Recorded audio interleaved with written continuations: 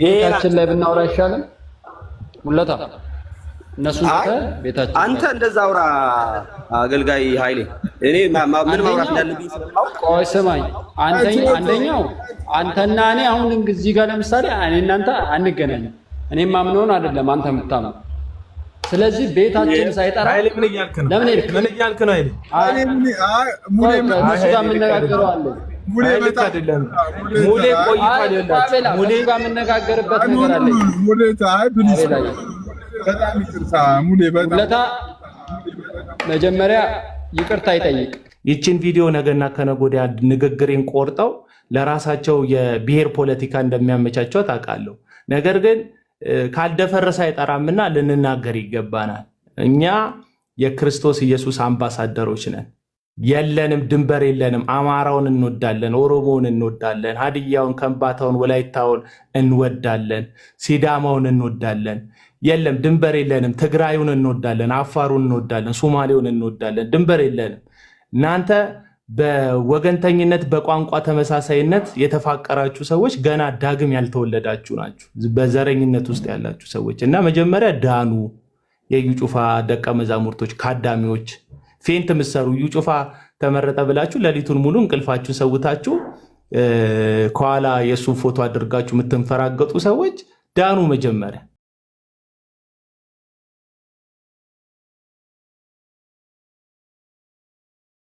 አምነናል፣ በህይወታችን ድነናል። እንግዲህ ራሳችንን ነፍሳችንን ማዳን አለብን። ዓለም ሁሉ ኢየሱስ ክርስቶስን ቢክድ መቼም ብቻችሁን በጌታ አይደላችሁም ወይም በክርስቶስ አይደላችሁም የሚለን የለም። ስላሴን ሲያስተምር ሰዎቹ እያለ ሶስቱ ሰዎች እያለ የሚያስተምር ሰውዬ ምን ብሎ ነው የቦርድ አባል የሚሆነው? በጣም ሙሌ ይሄ ነገር የመሆን ፕሮባቢሊቲ ያለው ብለህ ትገምታለህ? ሙሌ እስቲ ሀሳብ ስጥበት። አንድ ነገር ብቻ አስረዳኝ። አሁን ውሸት ከሆነ ምክትል ፕሬዝዳንት ሆነ የተባለው ውሸት ነው በዛ ህብረት ላይ ፔንቴኮስታል ህብረት እኮ ማለት እኮ የብዙ መጋዘን ባለቤቶች እኮ ህብረት ነው። እዛ መጋዘን ላይ ምክትል ፕሬዚዳንት ሆነ አልሆነ ግዴታ እኮ አይደለም። እኔ ፔንቴኮስታል አልቀበለውም እኮ ገባ። ገምቶ አዳሪ የተሰበሰበበት የአመፀኞች ህብረት እነ ጆይ ጭሮ ምንጣፍ ስራ አድርጎ ገንዘብ ጌታ ገለጠልን ምንጣፉን ከፈት ከፈት አድርጎ ብለው 250 ብር ደብቀው ህዝቡን የሚያታልሉበት ኤቲኤም ውስጥ ሳንቲም ይገባላል። አርሰናል ማንቸስተር እያሉ የሚገምቱ እንትን ቁማር ተጫዋቾች የተሰበሰቡበት ህብረት ላይ እኔ እዛ ህብረት ላይ ዋና ፕሬዚዳንትስ ቢሆን እኛ ምን አገባ?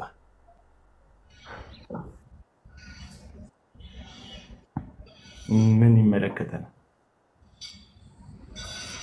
ጆይ ጭሮም ተመልሷል ሲባል ሰምቻለሁ። ተመለሰ እኮ ወደ ካውንስሉ ተመልሷል ጆይ ጭሮ። ለምን ግን ጤነኛ ሰዎች ካሉ ከካውንስሉ ማለት እንዲወጡ ስራ ቢሰራ እነሱ ቢለቁና እነዛ ጀስት የራሳቸውን በዛው ቢቀጥሉ ማለት ነው። እነ ጆይ ጭሮ ምናምን ሌሎቹ ሙሉ ለሙሉ ካውንስሉ ለነሱ ተጣ ምን አሁንስ ሙሉ ለሙሉ አልያዙትም ለማለት እኮ ይከብዳል። አልያዙትም ሚዲያውን ስለተቆጣጠሩ ለምን እኮ ይቅርታ ጠይቆ እኮ ነው የገባው እኮ እንዴ። ማን ጆይ ጭሮ? አዎ እዩ ጩፋ ጆይ ጭሮ። ምን ልዩነቱ የትምህርት ጉዳይ የአሰራር ጉዳይ አይደል እንዴ? ምንድነው መለመን አስኮርፏቸው ነው እንዴ? ማለት የሆነ በግል ነው እንዴ ተቀያየሙት? ይኸውልህ የሚፈርሙት ካውንስል ውስጥ ህብረት ሲገቡ መሰረታዊ በሆኑ ትምህርቶች ላይ በዚህ ትምህርት ላይ እንስማማለን ብለው ይፈርማሉ። ገባ? ይፈርማሉ። መሰረታዊ በሆነ በትምህርተ ክርስቶስ ላይ በስላሴ ላይ በተለያዩ ትምህርቶች ላይ መሰረታዊ በሆኑ ትምህርቶች ላይ እንደዚህ ብለው ይፈርማሉ። ከዛ ቁሳዊ በሆነ ጉዳይ ላይ ደግሞ ዘይት አንሸጥም፣ ጨው አንሸጥም፣ ጨርቅ አንሸጥም፣ እንትን አንሸጥም ምናምን ብለው ይፈርማሉ። አብዛኞቹን ፈርመዋል። እዩ ጩፋ ምናልባት ብዙዎቹ ሳያነቡት ነው የፈረሙት። ምክንያቱም አያነቡም የሚል ጥርጣሬ ስላለን ማለት ነው።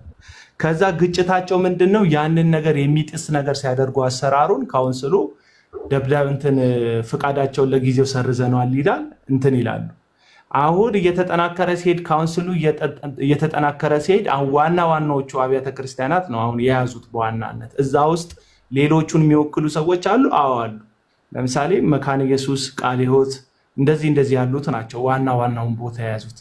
ከዛ በኋላ ግን ወደ እድሜው በረዘመ አቅሙ በጎለበተ መጠን በትምህርትም ጉዳይ ላይ ምናምን የራሱን ስራ ይሰራል ብለን ተስፋ እያደረግን፣ ግን አሁን እንደ እዩ ጩፋ አይነት ግራ የገባቸው የምድር ስኬታቸው ታይቶ ገንዘብ ስላላቸው ብቻ የጴንጤቆስጣን ምክትል ፕሬዚዳንት ሆንኩ ምናምን በሚል ሰበብ ካውንስል ቦርድ አባል ሆነው የካውንስሉን እያንዳንዱ እንቅስቃሴ እያጠሩ የራሳቸውን ፍላጎት ለማሳካት እንዲህ ቆርጠው የሚገቡ ሰዎች በር መዝጋት ካልቻለ ካውንስሉ ወደፊት ለተነሳበትም ዓላማ ለአገልግሎቱን ጠንቅ የሚሆን ጉዳይ ነው የሚፈጠርበት። ስለዚህ እንደዚህ ያለ ራስ ገዝ የሆነ ካውንስሉ ምንድነው ምናምን የሚል ሰውዬ መግባት አለበት ብዬ አላስብም። ለትውስታ ይከፈትላቸው እንዴ ባለፈው የፈነዳበት አሁን ይሄ ሰውዬ ምን ብለህ ነው ካውንስል ውስጥ የምታስገባ? ይሄ ሰውዬ ምን ብለህ ነው? እንደው ለትውስታ ቆይ ልክፈትላችሁ እንዴት እንደፈነዳ። በእርግጥ እንደ እባብ በደረቱ ተስቦ ካውንስል ቢሮ ሄዶ ይቅርታ ጠይቋል። ይቅርታ ቢጠይቅም ግን ማስታወስ አለብን መሀል ላይ እንዴት አይነት አጉራ ዘለል እንደሆነ። እውነቴን ነው እንዴ። ባለፈው እኮ ጓ ያለው አደገኛ ጓ አባባል እኮ ነው። ጓ ያለው ገባ የሚመለስም አይመስልም። ይኸውማ ስማው። እሺ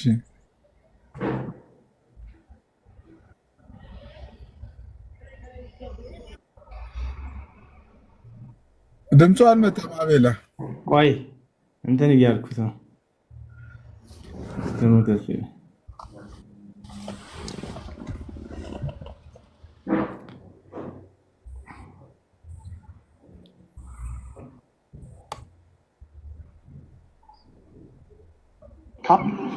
ካውንስሉ ከሰማይ አይደለም የወረደው፣ በአንድነት ሆነን የመሰረትነው ነው እንጂ አንተ የመሰረትከው አይደለም። እኔ ራሴ ካውንስል ነኝ። እኔ በሌለውበት ራሱ መወሰን አትችልም። ይሄ ሰውዬ እንግዲህ የካውንስል የቦርድ አባል ሳይሆን እኔ በሌለውበት መወሰን አትችሉም እኔ ካውንስል ነኝ የሚል ሰው ነው። ሰምታችሁታል አይደል? አሁን ቦርድ አባል ሲሆንማ እናቴ አያስተነፍሳቸውም። ወደ ላይ ወደ ታች እንዳተነፍሱ ልባችሁን እዘጋዋለሁ ነው የሚላቸው። ለማገድም እኔ እዛው መገኘት አለብኝ። ካውንስሉ አንድን ተቋም ከማገዱ በፊት የተቋሙን መሪ በክብር በደብዳቤ ጠርቶ ማነጋገር አለበት። ያለምንም ጥሪና ምልክት 2 መስመር በጻፍከው ሐሳብ ላይ መዝገብ ቤት ያለውን ማህተም ወስደህ መተህ ከዛሬ ጀምሮ የክራይስት አርሚ ላይሰንስ ታግዷል የምትለው ነገር እንዴት ያለ ንቀት ነው? ካውንስሉን እንደ ካውንስልና እንደ ተቋም እጅግ በጣም አከብራለሁ። ካውንስል ውስጥ ያሉ ካንሰር የሆኑ ሰዎችን ግን ከዛሬ ጀምሮ ሰርጀን እዩ ጩፋ ካንሰር የሆኑትን ሰዎች በኦፕራሲዮን ሊያስወግዳቸው ነው የገባው። ካንሰር የሚላቸው ሰዎች አሉ እዛ ካውንስል ውስጥ። እዩ ጩፋ ካንሰር ብሎ የሚጠራቸው ሰዎች አሉ። እነዛን ሰዎች በሰርጀሪ ለማስወገድ ነው ማለት ነው የሚገባው። ጋፈጣለሁ። በካውንስሉ ውስጥ ደግሞ እጅግ በጣም የተከበሩ የሰከኑ ምንም ሲፈጠር በተረጋጋ መንፈስ የሚያዩ ለማስተካከል ብቻ የሚሰሩ ሰዎች አሉ። ካውንስሉ እኔን ፈልጎ አልመጣም። እኔ ነኝ በራሴ ጊዜ በእናንተ ጥላ ስር ሆኜ ከእናንተ ጋር መስራት ፈልጋለሁ መዝግቡኝ ብዬ የተመዘገብኩት እኔ ነኝ። ጠቅላይ ጻፊ ባለበት የካውንስሉ መዝግቡኝ ብዬ የተመዘገብኩት እኔ ነኝ ሲል የረዳቸው እኮ ነው የሚመስለው። አሁን በካውንስል ውስጥ ካልተመዘገብክ መንግስት እንደ ቤተክርስቲያን እንደምትል መጋዘንን እንደ ቤተክርስቲያን አድርጎ አይቀበልልህም። ሌላ ሃይማኖት ነው ማለት ነው። በካውንስል የተመዘገብከው ከካውንስል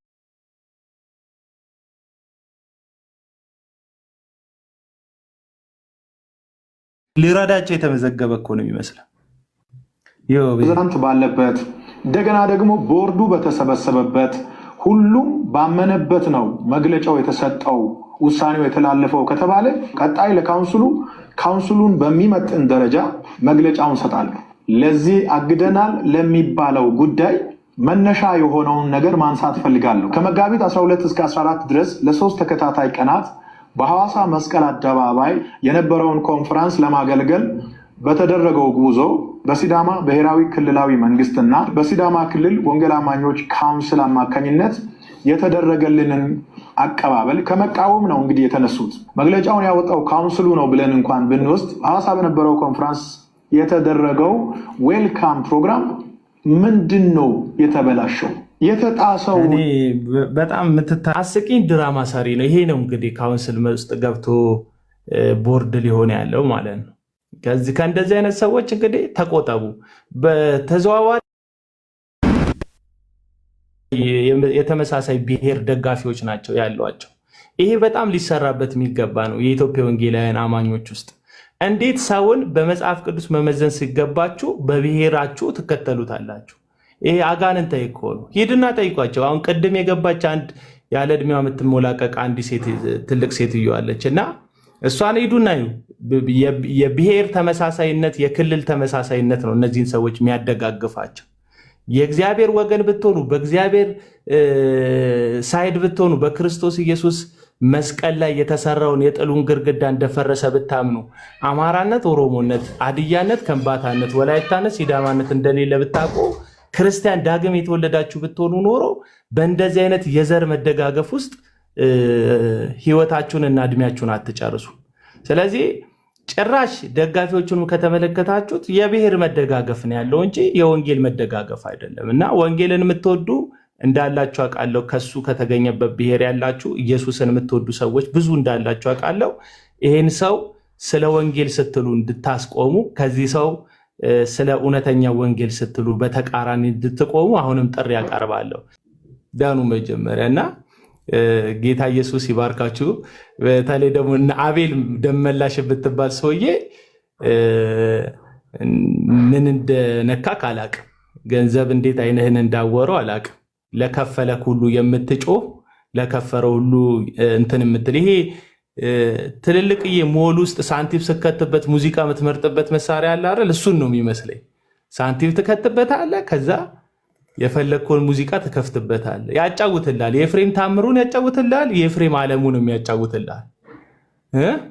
የቴዎድሮስ ታደሰንም ያጫውትልሃል። የቴዲ አፍሮንም ያጫውትልሃል። በቃ እንደዚህ እኮ ነው የቸገረን እኮ እሱ እኮ ነው። ሰላም ሰላም ብያለው። እንደምን ናችሁ?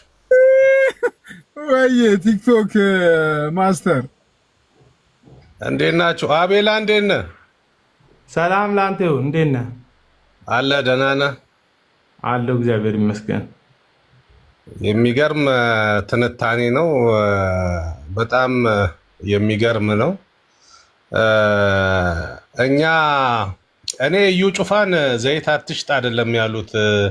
ኢምፖርት የሆነውን ሳንፍላወሩን ሳይሆን እዚሁ ሀገር ውስጥ በኢንቨስትመንት ወስደ ፋብሪካ ትከልና ናቹራል ኦርጋኒክ የሆነ የሀገር ውስጡን ነው ያሉት እንጂ የሚመስለኝ አትሽጥ አይደለም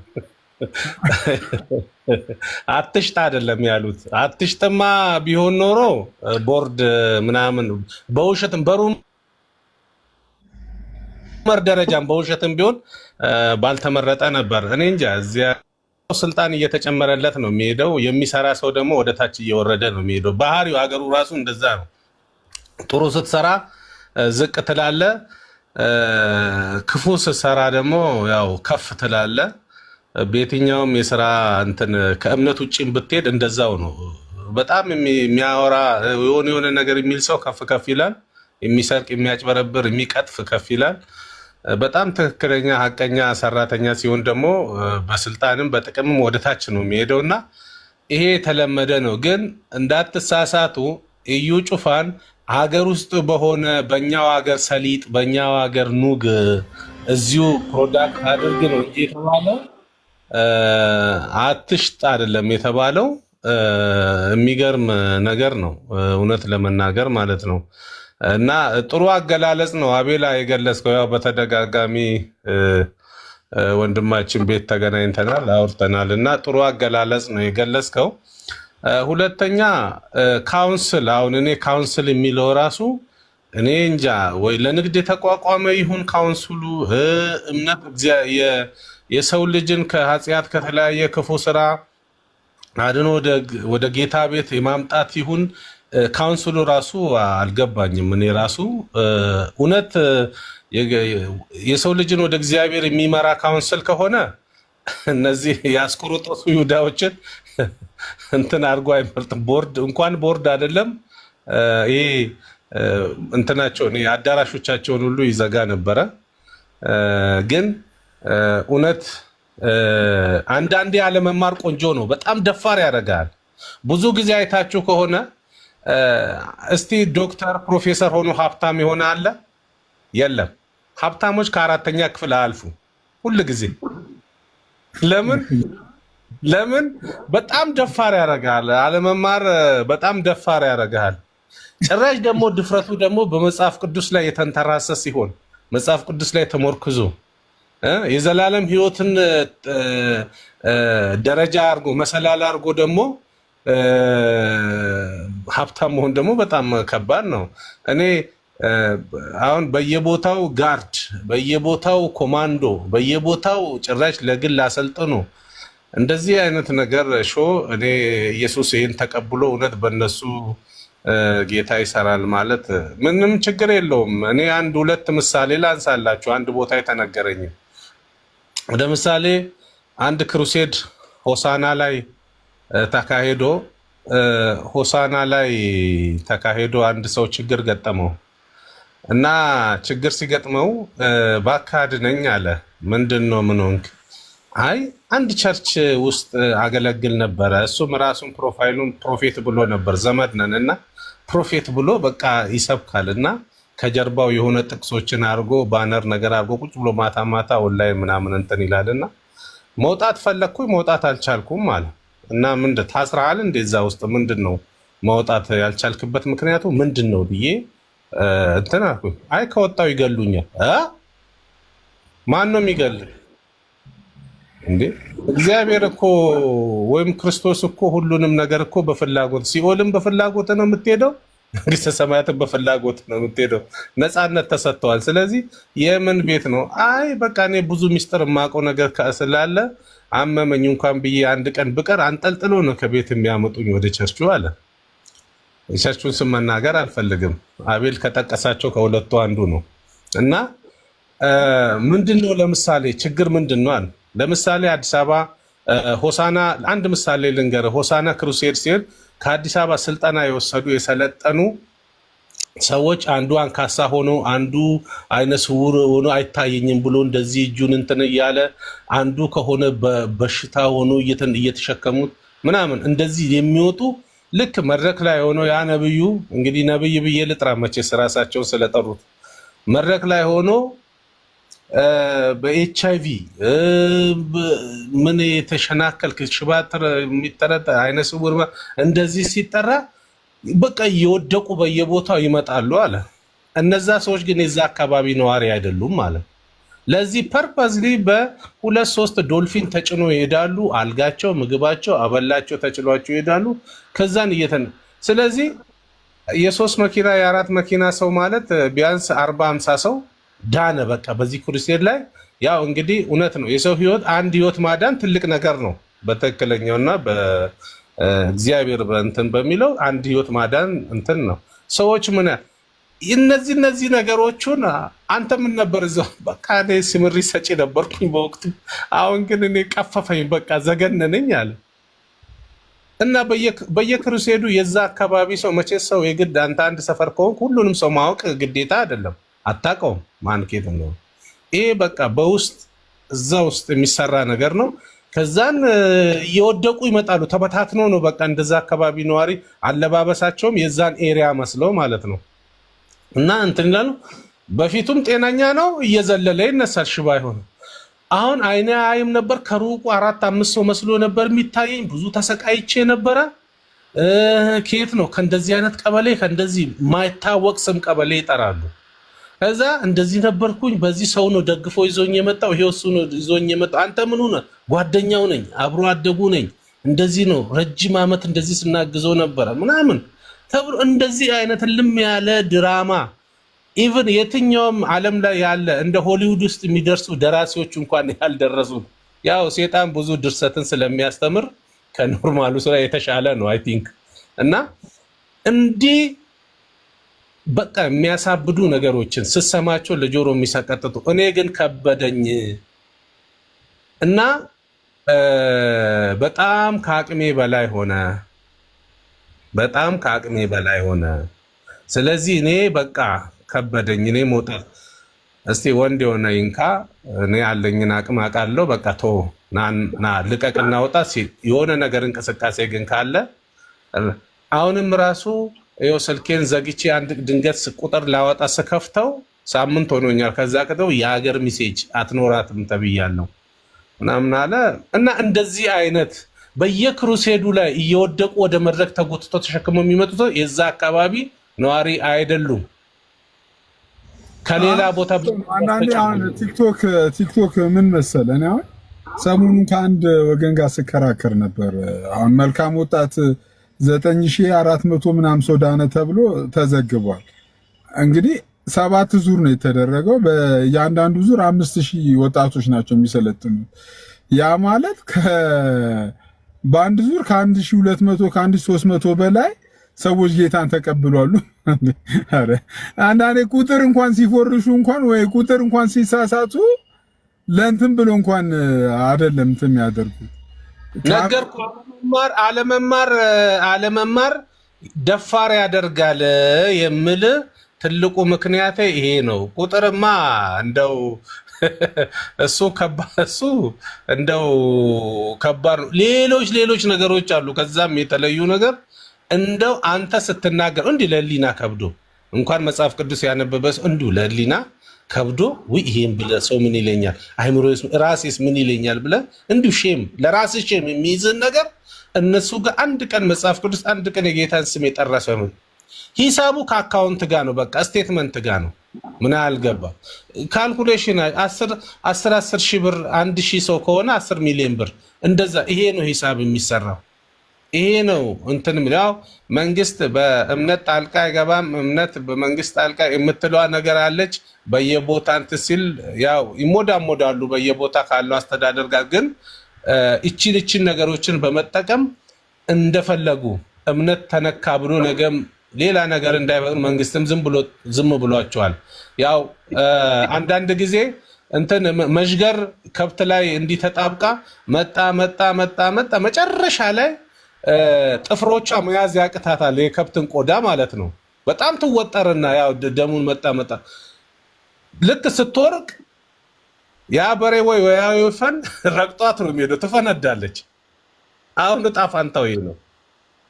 አሁን እንደዚህ የሚወጠሩት መጨረሻ ላይ ያው ይጠፋሉ። ይሄ የሚታወቅ ነገር ነው። ግን እስካሁን ድረስ እነዚህ ቻናል ያላቸው ቸርቾች ባለራዕይ መሪያን አንድም ሰው የዳነ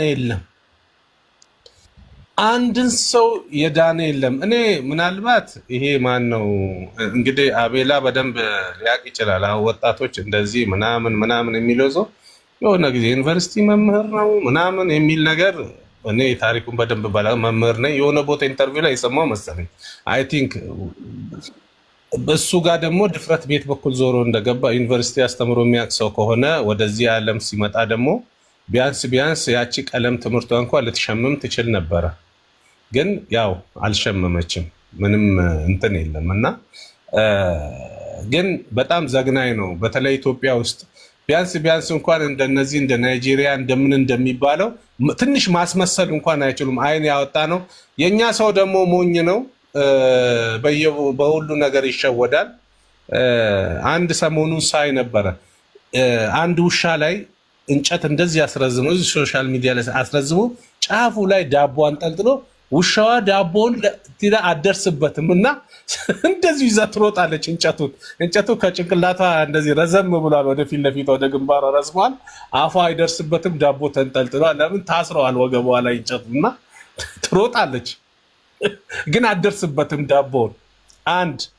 አንድ ይሄን ያደረጉበት የህዝቡን የሌለ ትንቢት የሌለ ነገር እያደረጉ ህዝቡን ይሄ የተቸገረ ህዝብ ነው። አንድ ሁለተኛ ደግሞ ሁላችንም የገጠር ልጆች ነን እና ሁል ጊዜ ወይፈን አለ አይደል? ይሄ ያልተቀጠቀጠ ቆለጡ እንደዚህ ረዘም ያለ ወይፈን አለ እና ቀበሮ ሁል ጊዜ ከእረኝነት ቦታ ከወንዝ ኬት ወደ ቤት ሲገባ ያ ወይፈኑ ያልተቀጠቀጠ ወይፈን እንደዚህ እያወዛወዘ ነው እና የሚሄደው ካሁን ወደቀ እያለች ከኋላ ስትከተል ሰፈሩ ይገባል። ያ ወይፈኑም ከብቱም በረቱ ይገባል። እሷ ተመልሳ ትሄዳለች ወደ ጫካዋ ሳይወርቅላት ማለት ነው። የሚንጠለጠለው ተፈጥሮ ነው። እሷ ግን ከአሁን አሁን ወደቀ እያለች ስትከተል በርቀት ከእረኛ ኋላ ሆና ማለት ነው። ስለዚህ የእኛን ሰው በትንቢት እንደዚህ ምንም በ2000 ምናምን ይሄን አዘጋ። አንድ ጊዜ አንድ ቸርች ላይ እኔ ሄጄ እንደዚህ አፍንጫህን ያዝ ተባለ። አፍንጫህን ያዝ አለ። እንደዚህ በይሄ አፍንጫታ የስ ምናምን የምትልበት እንደዚህ እንደሱ ያውን አይደለም፣ በአውራጣት እንደዚህ በቃ ፉል ምናምን እንደዚህ የሚል ነገር ያለ። ከዛ ምንድነው ስል 20 ተሳቢ ታስገባለህ በቅርብ ቀን አለ። እኔ እኮ ስለ ጤና ነው እንጂ ስለ ተሳቢ ምንድነው አልኩኝ። እኔ ምን ሆነሃል ወንድም ማለት ለምን የሆነ ቤት ውስጥ ጸሎት ነበርና እዛ ቸርቹ ጋር ሄደን ቢሮ ውስጥ ነበርና ምንድነው ሲል እንደዚህ አፍንጫ ያዝኩኝ። እኔ ደግሞ የሆነ በሽታ የሆነ ነገር በአፍንጫ የሆነ እንደዚህ ነው የሚለው መስሎ እኔ ስለ ጤና ነው።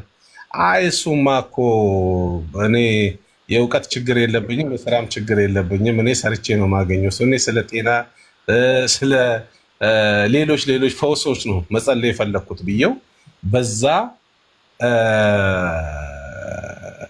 ሁለተኛ እንደዚህ አይነት ትንቢት የሚባል ነገር አልፈልግም ብዬ ከዛን ጊዜ ጀምሮ ራሱ ባለራዕይና መስራች የሚባል ቸርች ፓስተራል ሊደርሺፕ የሚባሉ ባለራዕዮች የመሰረቱ ቸርች ውስጥ መሄድ ካቆምኩኝ ኦልሬዲ 2 ዓመት ሆኖኛል። ሄጄም አላቅም። ሁለተኛው አንድ ወንድሜ አለ። አንድ ወንድሜ ሮብ ቀን አንድ ቸርች ይሄዳል። አንድ ቸርች ሄዶ ትጥሳለ፣ ትበረቅሳለ፣ ሄደሃል፣ ተሻግረሃል አሉ። በቃ ለጉድ እሱ ላይ ዋለበት። ልጁ የሆነ ካፌና ሬስቶራንት ነገር አለው። በፊትም ጥሰዋል እኮ ያው ከፍ ብሎ እና መልኩም ጥሩ ነው፣ አለባበሱ መኪናም አለው። እንግዲህ በቃ ጥሩ ኑሮ ነው።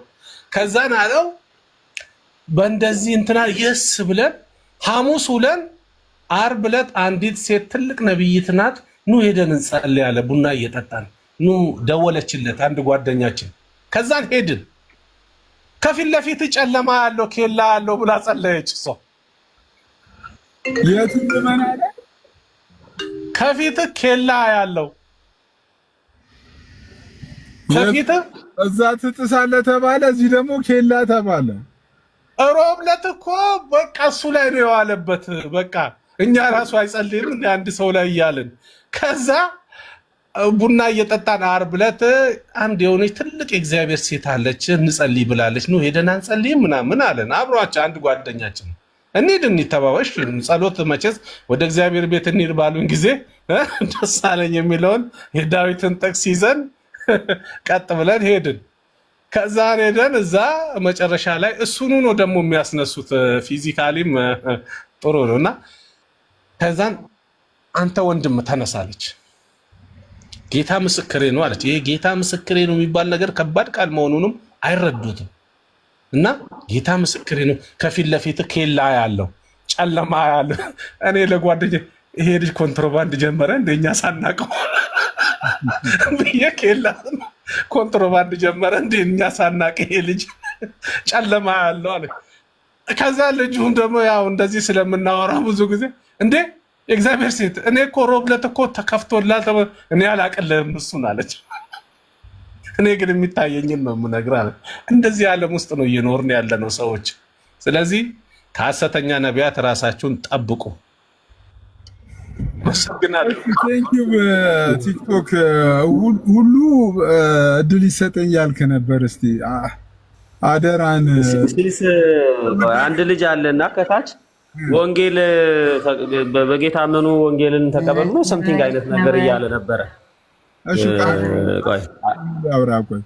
እሺ ሙሉ ቀጥታ አስገባው እስኪ ዘሌ ነው ምናምን የሚል አለ። ወንጌል ይልቅ እናንተም ሳይረፍድባችሁ ጌታን ተቀበሉ አለና እስኪ ወንጌል ይንገረን። እንደው ጌታ እኔ እውነት ለመናገር እስካሁን ካልተቀበልኩት እንድቀበል እፈልጋለሁ አሁንና አስገባው እስኪ እኔ ጻፍ እስኪ ወደ ወዳጃችን ወንጌል ተቀበል ጌታን ተቀበሉ ያልከን ሰውዬ እንዴ አረኒ በጣም ብዙ ተጠብቅ ነበር ልናገር ምን አልሽ? በጣም ብዙ ተጠብቅ ነበር ልናገር። ኧረ ተረጋጊነት አለ ትናገር ያለሽ ባንቺ እኮ ነበርኩኝ በእንትና በሚዬ ይዟል አሁን አቀብለዋለሁ ሁሉ መልካም ወደ አንቺ ይመለሳለሁ። ወንድማችን ዘላለም ኢትስ ፓርት ኦፍ ጎስፕል። እንደውም የአዲስ ኪዳን ጸሐፍቶች አብዛኛው ጽሁፋቸውን አብዛኛው ከ50 ከ60% በላይ የስተት ትምህርትን በመከላከል ነው ጊዜያቸውን ያጠፉት። የስተት ትምህርትን መከላከል ራሱ ኢትስ ፓርት ኦፍ ጎስፕል ነው፣ ወንጌል ነው። ኢቭን ከእንደዚህ ከሐሰተኞች ከውሾች ተጠበቁ፣ እነዚህ መልካም ጌታውን መንገድ ያጣምማሉ ብሎ መናገር ይሄ ወንጌል ነው። አባቶቻችንም ሐዋርያትን ሲያደርጉ የነበሩት ይህንን ስለሆነ ወንጌል እንዳልሆነ ሐሜት እንደሆነ የምትጽፉ ሰዎች እንግዲህ በእነሱ መበላትና መዘረፍ የለመዳችሁ ሰዎች ናችሁ። ጌታ ይርዳችሁ። ሙሉ ይቀጥል። አይ ለአንዳንድ ሰዎች ጌታን እኔ ከዚህ በፊትም ይሄን ነገር ተናግሬያለሁ። ጌታን መቀበል አሁን በጣም በሚያሳዝን ሁኔታ ኢየሱስ ክርስቶስ ብቻ ነው የሚያድነው፣ ከኢየሱስ ክርስቶስ ውጪ ሌላ መዳን የለም፣ ይሄንን ነው የምናምነው ይሉሃል። ባይዘው አንዳንድ ሰዎች እውነታው እሱ ነው፣ መዳን በክርስቶስ ብቻ ነው እና መዳን በክርስቶስ ብቻ ነው ብለው ከሌላ ቤተ እምነት የሚከራከሩ ሰዎች ሁሉ አሉ። እውነታቸው ነው። ይሄን መከራከራቸው በራሱ ትክክል አይደለም አልልም። ለምሳሌ መዳን በቅዱሳን ሰማዕታት መላእክት በሚባሉት በእነዚህ መዳን የለም እናንተ እዚህ ይዳናል ምናምን ብለው ከካቶሊክ ጋር ከኦርቶዶክስ ጋር ይከራከራሉ። ያንን እኔም ማረገው ስለሆነ በራሱ ምንም ጥፋት የለበትም፣ ቆንጆ ነው። ስለዚህ መዳን ከክርስቶስ ኢየሱስ ውጪ በሌላ በማንም የለም። እነዚህን ያሉት ግን በማርያም በተክለ ሃይማኖት በአርሴማ አይዳንም፣ በቃ ክርስቶስ ብቻ ነው መቀበል ያለብህ፣ ስለነሱ መሰበክብ የለበትም፣ እነሱንም መቀበል የለብህም ወይም በእነሱ ማመን የለብህም የሚለውን ነገር ወደዚህኛው ገልብጠው ያመጡስና ጩፋን ካልተቀበልክ ጆይጩሮን ካልተቀበልክ ደግሞ አልዳንክም ይላል። በጣም በሚያሳዝን ሁኔታ ኢየሱስ በጌታ በኢየሱስ ክርስቶስ አምነህ ከዛ ቶል ባለጸጋውን አስገባ። አንዴ ይቅርታ ሙሌ ችግር የለም እሺ አስገባው እና ሁላችሁ አትሉ። ከዛ ቀጥለው ደግሞ እነዚህኞቹ ደግሞ ካልተቀበልክ ደግሞ ይላል መልሶ ይጩፋ ካልተቀበልክ አልዳንክም ይላል ነው። በዛ መንገድ እየኖርክ ነው። ጆይጩሮን ካልተቀበልክ ደግሞ አልዳንክም ይላል መልሶ ማለት ነው።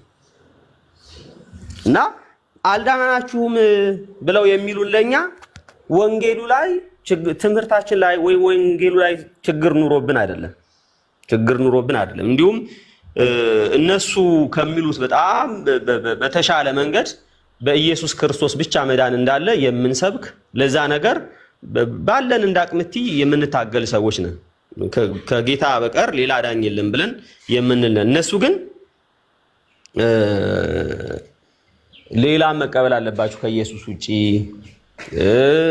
እስራኤል ዳንሳን ካልተቀበልክ አትድንም ወይ ደግሞ በጌታ አይደለም። ጌታን ተቀበል የሚልህን ሰውዬ ባይዘው ወይ ምንን እያለህ መሰለ ክርስቶስን ተቀበል እያለን አይደለም። እሱንማ ኦልሬዲ ጀስት ተቀብለ ነው እየኖርንበት እያኖረን በጸጋው እየሰበክን ነው። ጩፋን ተቀበል ወይ ደግሞ ጆይጩሮን ተቀበል እያለ ነው። አጭር ቃል ያንን ነው የሚለው እና በጣም ነው የሚያሳዝነው። ምንም አታመጡም። ከታች ሲጽፍ ነበረ ምንም አታመጡም። እውነት ለመናገር ምንም አናመጣም። አክቹአሊ እኛ አይደለን የምናመጣው፣ የእግዚአብሔር ቃል ነው የሚያመጣው። የእግዚአብሔር ቃል ሐሰተኛን በተመለከተ ስለ ሐሰት እናወራለን ወይ ሐሰተኞችን እንናገራለን ወይ? ያንን ነገር ለውጥ ያመጣል ወይ? በደንብ ለውጥ ያመጣል። በነገራችን ላይ እንደ ተቋም የወንጌላውያን ቤተክርስቲያን በተቋም ደረጃ እውነት ለመናገር በጣም ምናዝንበት፣ ማንኮራበት፣ ማንደሰትበት በቃ ጥሩ መሪዎች አሉን፣ ጥሩ ተቋም አለን ብለን የምንልበት አይደለም። በዚህ ጉዳይ ላይ የምናፍርበት ነው። እውነት ለመናገር እኔ አፍራለሁ። ለምንድን ነው የማፍረው ቢባል በካውንስሉ አፍራለሁ። ለምንድን ነው የማፍረው ቢባል በቃ የታወቀ ነው። እንደነዚህ አይነት ሐሰተኞች ሰዎች አሁን አይወክሉንም ማለት አይቻልም። ጆይጩሮ አይወክለኝም ከኛ ወገን አይደለም ሐሰተኞች ናቸው ማለት አይቻልም። ኦልሬዲ በቃ እዛው ውስጥ ገብተዋል። እዛው ውስጥ ናቸው ያሉት፣ አስገብቷቸዋል። እኔ በግሌ አይወክሉኝ ማለት እችላለሁ። ግን እንደ ተቋም ሙሉ ኢንኬዝ ለምሳሌ አዝ ቦርድ ሜምበር እዩ ጩፋን ቢቀበሉት ምንድነው እጣ ፋንታችን? እስቲ አሁን ኢንኬዝ እንኳን ቢቀበል ያንን እኮ ነው እያልን ያለ ነው። አሁን እሱ እንግዲህ የካውንስሉ ህልውና የካውንስሉ በቤተ ክርስቲያን ላይ ያለውን በወንጌል ላይ ለምሳሌ በወንጌል ላይ በተለያዩ ስራዎች ላይ የሚሰራውን ነገር በሙሉ እዩ ጩፋ ገባ ማለት እንግዲህ ለግሬት ኮሚሽን ይገደዋል ወይ? አሁን የታላቁ ተልእኮ ተው ባባ ወይ መጣል ለታላቁ ተልእኮ ይገደዋል ወይ? ለወንጌል ስርጭት ስራ ለምሳሌ እንግዲህ ቤተክርስቲያን ትልቁ ስራዋ አንደኛው ነገር ወንጌልን ማስፋት ነው፣ ታላቁን ተልእኮ ነው። ስለዚህ ያንን በዛ ጉዳይ ላይ ምንድነው ሊሰራ የሚችለው እዩ ጩፋ? አሁን ለወንጌል ስርጭት በጀት ወይም እንደዚህ ይደረግ ቢባል ትልቁ ስራ የቤተክርስቲያን ሌላው አምልኮ ነው። ምንድነው እሱ በዛ ጉዳይ ላይ ሊያደርገው የሚችለው? በግልጽ ለሱ ሊጠቅመው የሚችለው ለሱ ሊረዳው የሚችለውን ነገር ማድረግ የሚችለው አክቹዋሊ አሰራሩ ምንድነው? አሁን በዛ ስራ ላይ ያለውን ድርሻ የስራ አስፈጻሚነቱ ምንድነው የሚለውን ነገር በእርግጥ አላውቅም። ግን በየትኛውም አይነት አጋጣሚ ትንሽዬ ቦታ ለሱ ተሰጥቶት ትንሽዬ ነገር ማድረግ ማለት በውሳኔ ላይ ትንሽዬ ነገር ማድረግም ከቻለ ሊያበላሽ ነው የሚችለው እንጂ ሊያስተካክል የሚችል ሰው አይደለም። ምክንያቱም ይህን ነገር ማድረግ የሚችለው አንደኛ የመሪነት ክህሎት ያለው ማለት በዛ ነገር ላይ ጸጋው ያለው አቅሙ ያለው ሰው መሆን አለበት። ሁለተኛ ነገር ደግሞ ወንጌል በትክክል የሚያምንና ለወንጌል ልብ ያለው ሰው መሆን አለበት። አስበዋል ታዲያ እዩ ጩፋ ለግሬት ኮሚሽን ለታላቁ ተልእኮ የሚውል ነገር ወይ ደግሞ ፕሮፖዛል ወይ ደግሞ እቅድ ቀርጾ በእነዚህ በሚመጡ 10 ዓመታት 20 ዓመት 50 ዓመት ምናምን ወንጌል እንደዚህ መሰራጨት አለበት፣ ወንጌል ያልደረሰበት ቦታ እዚህ አካባቢ ወንጌል ይድረስ ብሎ ሲያልም ሲያቅድ አስበዋል? እንደዛ በምንም ተአምር ሊሆን አይችልም፣ ሊመጣ አይችልም። እና ስለዚህ እንደ ተቋም ጥሩ ተቋም አይደለም ያለው ይሄ ካውንስሉ ጥሩ ተቋም ነው ብዬ አላምንም። ነገር ግን በግል ምንድነው እዚህ ጋር ለሚሰማን ሰው ወንጌል በተቻለ መጠን መስራት መቻል አለብን። ራሳችን ከሐሰተኞች ራሳችን መጠበቅ መቻል አለብን። ከወንጌል ውጭ ከክርስቶስ ኢየሱስ ቤተክርስቲያን ውጭ ያሉትን አክቹአሊ ውጭ ያሉትን ማለቴ በዚህ በእንትኑ ማለቴ አይደለም። ምንድነው የሚባለው በካውንስል ውስጥ ያሉት ማለት አይደለም። በትክክል ክርስቶስን ከሚያምኑ ሰዎች በፍሬያቸውም ከሚታወቁ ሰዎች ውጪ ያሉ ኢቭን ከአብያተ ክርስቲያናት ውጪ ብልም ደስ ይለኛል። ከአብያተ ክርስቲያናት ማለት ከቃለ ሕይወት ከሙሉ ወንጌል ከመሰረተ ክርስቶስ ውጪ ያሉትን ሄዳችሁ ባትዘረፉ ደስ ይለኛል። ለምን ከታች ያሉት አንዳንድ ቤተሰቦች ልበልህ ሲስ ኦርቶዶክሳውያን ለምን እንደሚጫጩ ግን አልገባኝም። ይሄ የእነሱ ቶፒክ አይደለም፣ አክቹሊ የወንጌል አማኞች ቶፒክ ነው። ምንድነው እንደ አጋጣሚ ቡካ በገባችበት ሰዓት ጨዋታውን አንስተን ነው። ትላንትና ሌሊት ላይ ትላንትና ቀኑ ሙሉ አብዛኛው ሚዲያውን ምናልባት ካየከው አብዛኛው ሰዎች እዩ ጩፋ የቦርድ አባል ሆኖ ተመረጠ፣ ካውንስሉ እዩ ጩፋን እንደ ቦርድ አባል አድርጎ ተቀበለ በሚል ርዕስ አንስተን ነው ነው ያው እንግዲህ እኔ የራሴን ወገኖችን ማለት በኛ ወገን ያሉትን ሰዎች ለመናገር ኢየሱስን ብቻ ተቀበሉ ለማለት ነው። አሁን ያነሳሁት ሐሳቡ እውነት ለመናገር እነሱን ለመንካት አይደለም። እንደዛ ማለት ነው። እውነት ነው። ምንም እኔ አሁን ተረድቻለሁ። እነሱን በምንልበት ልክ አሁን የእኛን ሰዎች ራሱ ጌታ ተቀበሉ የምንልበት ወቅት ደርሰዋል ነው። እኔ እኮ በደንብ ሰምቼዋለሁ፣ እንትን ብየዋለሁ። አንዳንዴ እንዳሰማማ እንደዛ ለማለት ነው እንጂ አሁን ወንጌል ወደ እንደዛ ለማለት ነው እንጂ እኔ ሆኛለሁ ያ ርዕሴስ እሱ አይደለም። ግን አላልንም እያላችሁ ከሆነ ግን ኮሜንት አታንብብ። አስተያየት ላይ ትኩረት አድርገህ ኮሜንት አታንብብ። ይውጣላቸው ነግራቸዋለሁ። ፍጡርን እንደሚያመልኩና በፍጡር መዳን እንዳለ ተስፋ እንደሚያደርጉ ይውጣላቸው። በቃ ያንን ነው እኔ ጥዬ እንደወጣም ያደረገኝ። በፍጡር ነው ተስፋ የሚያደርጉት፣ ፍጡር ነው የሚያምኑት፣ ፍጡር ነው የሚያመልኩት። በቃ ፔሬ ሙሌ ማን ኃይሌ ሙሌ ኮሜንት ላይ ስለቆየ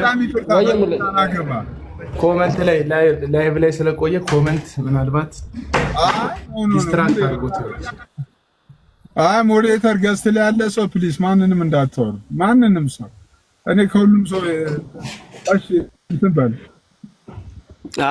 እኔ ካንተ ጋር አላወራም። ፖይንቱ እንዳይሳት አይደለም ፖይንታችንን እንዳንስት ኃይሌ ታውቃለህ፣ ሙለታ ኃይሌ ታውቃለህ፣ ግን ተዋቸው እነሱ ፍቅር አደረኩ ቶፒክ ነው። በዛም በዚህም ለመወደድ አትሞክር። ተው፣ እኔ እንደዚህ አይመቸኝም። አቋም ተው፣ በቃ ተው። ቆይ እንዴ ምን ሆናችሁ ነው? እኔ እኮ ቤቱን የከፈትኩት እኔ እኮ ነኝ። አሁን የምናወራው እዩ ጩፋና ካውንስሉን በተመለከተ ብቻ ነው። ይሄንን ደግሞ ሙሌ የተሰማውን ኃላፊነት የሚወስድ ሰው ነው፣ ትልቅ ሰው ነው። ሙሌ ሐሳቡን ይጨርስ። በቃ ምንድነው የሙሌ ሐሳብ? ባጭሩ እኮ ገብቶናል እኮ የሙሌ ሐሳብ ባጭሩ ምንድነው? ወንጌል ሰበኩ ይላሉ። በተለይ የዩ ጩፋ ካዳሚዎች፣ የዮናታን አክሊሉ ካዳሚዎች፣ የሌሎቹም ኢቲሲ ወዘተረፈ ካዳሚዎች ስለነዚህ ግለሰቦች ስህተትና ሐሰት መንገድ ስትናገር ብዙ ጊዜ ኮመንት ላይ ወንጌል ለምን አሰብኩ ወንጌል ስበኩ እንጂ ምናምን የሚል ኮመንት በተከታታይ ይጽፋሉ። ስለዚህ ሙሌ ለማለት የፈለገው ለእናንተ ወንጌል የሚመስላችሁ ስለ ኦርቶዶክስ ብቻ ሲወራ ወይም ስለ ካቶሊክ ብቻ ሲወራ ወይም ስለ ሙስሊም ብቻ ሲወራ ወንጌል ይመስላችኋል። ይሄ ነው እኮ በቃ ለምሳሌ የእስልምናን ጉዳይ ስናነሳ የመሐመድን የካራክተር ችግር የፍትወት ላይ ያለበትን ምናምን ነገር ከቁርአን እየጠቀሱ የሚያወሩ ሰዎች አሉ። ይሄንን ሲያወሩ ወንጌል እንደተሰበከ ነው የምናውቀው እኛ። ምክንያቱም ሐሰትን እየገለጡ ነው፣ በብርሃን ሐሰትን እያፈረሱ ነው፣ ጨለማን እያፈረሱ ነው ብለን ስለምናምን፣ እንዲሁም ደግሞ ወደ ተለያየ ቤተ እምነት ሐሳብ የሚሰጡ ሰዎች አሉ።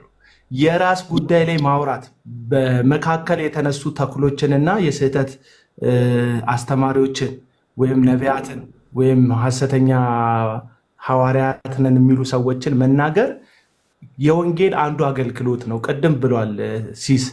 መጽሐፍ ቅዱሳችን ራሱ በተለይ የአዲስ ኪዳን መጽሐፍ በምታውቁት መልኩ እጅግ ብዙ ፐርሰንቱን የዕቅበተ እምነት አገልግሎት ነው። ከውስጥና ከውጭ ስለተነሱ የስህተት ትምህርቶች ከውስጥ የሚነሱ ሐሰተኛ ወንድሞች የውስጥ በደንብ ሾልከው ይገባሉ ይላል። ደግሞ የስህተትን አሰራር አሾልከው ያስገባሉ ይላል ጴጥሮስ ሲናገርና ልክ ነው። ሾልከው ይገባሉ እና ስለዚህ ይሄ አንዱ የወንጌል አገልግሎት ነው።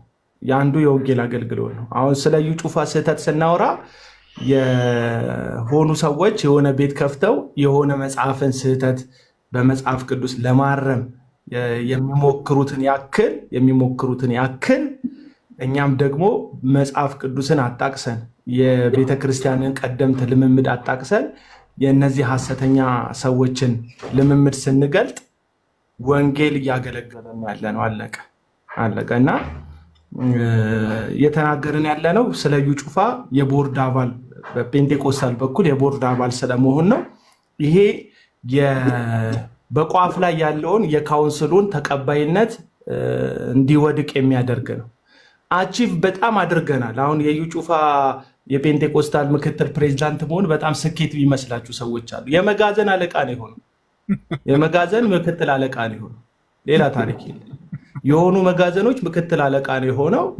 አለቀ እና የሆኑ መጋዘኖች ምክትል አለቃ ስለሆነ በጣም አይደብረንም፣ አይከፋንም ምናምን። አሁን ተቃጠል ቅጥል በል ምናምን የሚሉ ኮመንት ላይ አሉ። ምንም ተቃጥለን አይደለም እያወራን ያለ ነው። እኛ ካውንስል ውስጥ ይህ ሰውዬ መጥቶ የቦርድ አባል መሆኑ የካውንስሉን ተአማኝነት እያገኘ ያለው አሁን ላይ ካውንስሉ የተሻለ ተቀባይነት አለው ከመጀመሪያው አይደል? እንደ ሲስዬ የተሻለ ተቀባይነት አለው። መጀመሪያ ሲመጣ እኮ እኛም አንቀበልም ምናምን ብለን ብዙ ነገር ስለ ካውንስሉ ተናገርንና እነ ጆይ ጭሮ ላይም እግድ ሲያወጡ እዩ ጩፋ ላይም እግድ ሲያወጡ እኛ ደግሞ ውስጥ አዋቂዎችም ስለሆነ እዩ ጩፋ እንደ እባብ በደረቱ ተስቦ ይቅርታ ደጋግመህ ንገራቸው። ለምን ሆኖ ይቅርታ ጠይቆ እንደ እባብ የተመለሰው እኮ እዩ ጩፋ ካውንስሉን ደጋግሞ ይቅርታ ጠይቆ ነው ወደ ካውንስሉ ራሱ።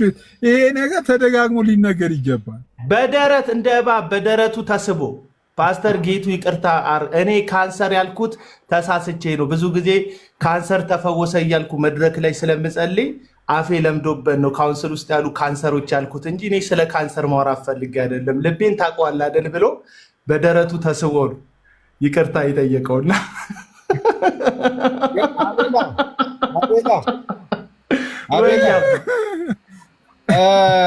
ግን ለድፍረት ብሎ ወደ እንትን ሊገቡ ሲሉ ወደ መድረክ ሊወጡ ሲሉ በለጬ መታ መታ እንደሚያደርጉ መረጃው አለ። እኔ ግን አለኝ። እኔ የኛው የለኝ እሱ የለንም።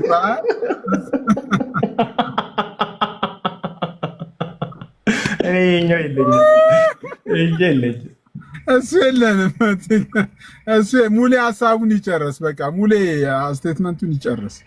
ሙሌ ያ አይ እኔ ዞሮ ዞሮ እያልኩ ያለሁት እኛ አንዳንድ ሰዎች ኮሜንቱንም ከኛ ቤት ልጆች የሚመስሉ ወንጌልን ተቀበሉ በጌታ መኑ የሚሉ ስለነበሩ ኦልሬዲ እኛ በጌታ ነን፣ ጌታን ተቀብለናል። ጌታን ለመቀበል ግን ሌላ አካል እከሌ የሚባል ሰውን ጨምራችሁ ከጌታ ጋር ካልተቀበላችሁ ጌታን አልተቀበላችሁም የምትሉን ከሆነ ኦልሬዲ እኛ መዳን በክርስቶስ ብቻ ብለን ነው የምናምነው። ክርስቶስን ተቀበልናል። ክርስቶስን ከመቀበል ባለፈ እንትናንም ስትቀበል ነው አሁን ጌታ እንደተቀበልክ የማውቀው ካልክ አንተ ክርስቶስን ፕላስ እንትና ተቀብለህ መብትህ ነው። የሆነ ነብይ ወይ የሆነ ሰውዬ ተቀብለህ አብረህ ክርስቲያን ነኝ ማለት። እኔ ግን ክርስቲያን ነኝ ለማለት ኦልሬዲ ክርስቶስን መቀበል ብቻ በቂ ነው ለማለት ነው። ከዚህ ባለፈ መብታቸው ነው። እኔ ችግር የለብኝም ከታች ለሚያደርጉትን ነገር። ሞቲቬን እኔ የሚገመግመኝ ማለት ይሄ የሚመረምረኝ ሞቲቬን የሚያውቅ እግዚአብሔር ነው። ሳወራ በቅንነት የኔ አወራር ለሚጎዳቸው ሰዎች በቅንነት ለሚጠይቁኝ ሰዎች በቅንነት ልመልስ እችላለሁ።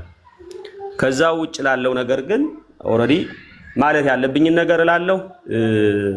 ኃይሌ ደግሞ ለምትናገረው ነገር አቋም ይኑር። እኔ ሌላ ነገር አይደለም እውነት ለመናገር እዚህም እዛም ሙለታ እኔ አቋም ስላለኝ ነው የምነግርህ። አቋም የለህም። እኔ ቢያንስ ቸርች አለኝ። ፐርሰናል አደረጋችሁት እናንተ። እኛ ስለ ተቋም እናወራለን፣ እናንተ ስለ ተቋም ስለእያወራን ያለነው። ቆይ አቤላ እንዳትገባ አንድ ጊዜ ፈልጌው ነው። ኧረ እኔ እገባለሁ። ሁለታችሁ ይኸውላችሁ አጀንዳውን ሁለታችሁ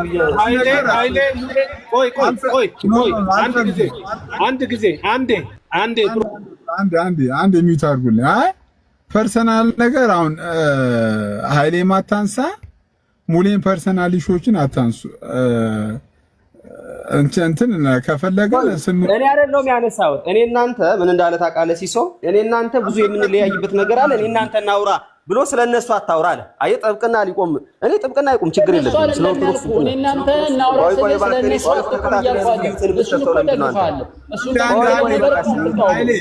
ኃይሌ ኢንተራፕት አታርግ። አንዴ የሚታርግና ይጨርስሽ ይጨርስ።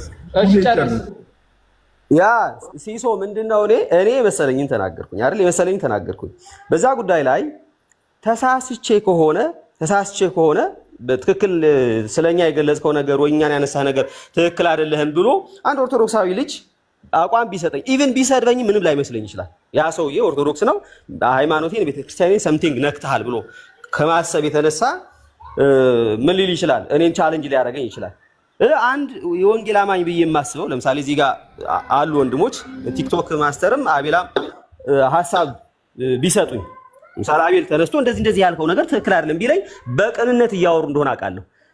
ልክ በሁለት ማሊያ የሚጫወቱ ሰዎች አንዳንድ ጊዜ ጴንጤ የሚመስሉ አንዳንድ ጊዜ ደግሞ ለኦርቶዶክስ ጥብቅና ለቪው ለተለያየ ነገር ርካሽ ለሆነ ተወዳጅነት ተቀባይነት ለማግኘት የሚያደርጉ ሰዎች ግን አሉ።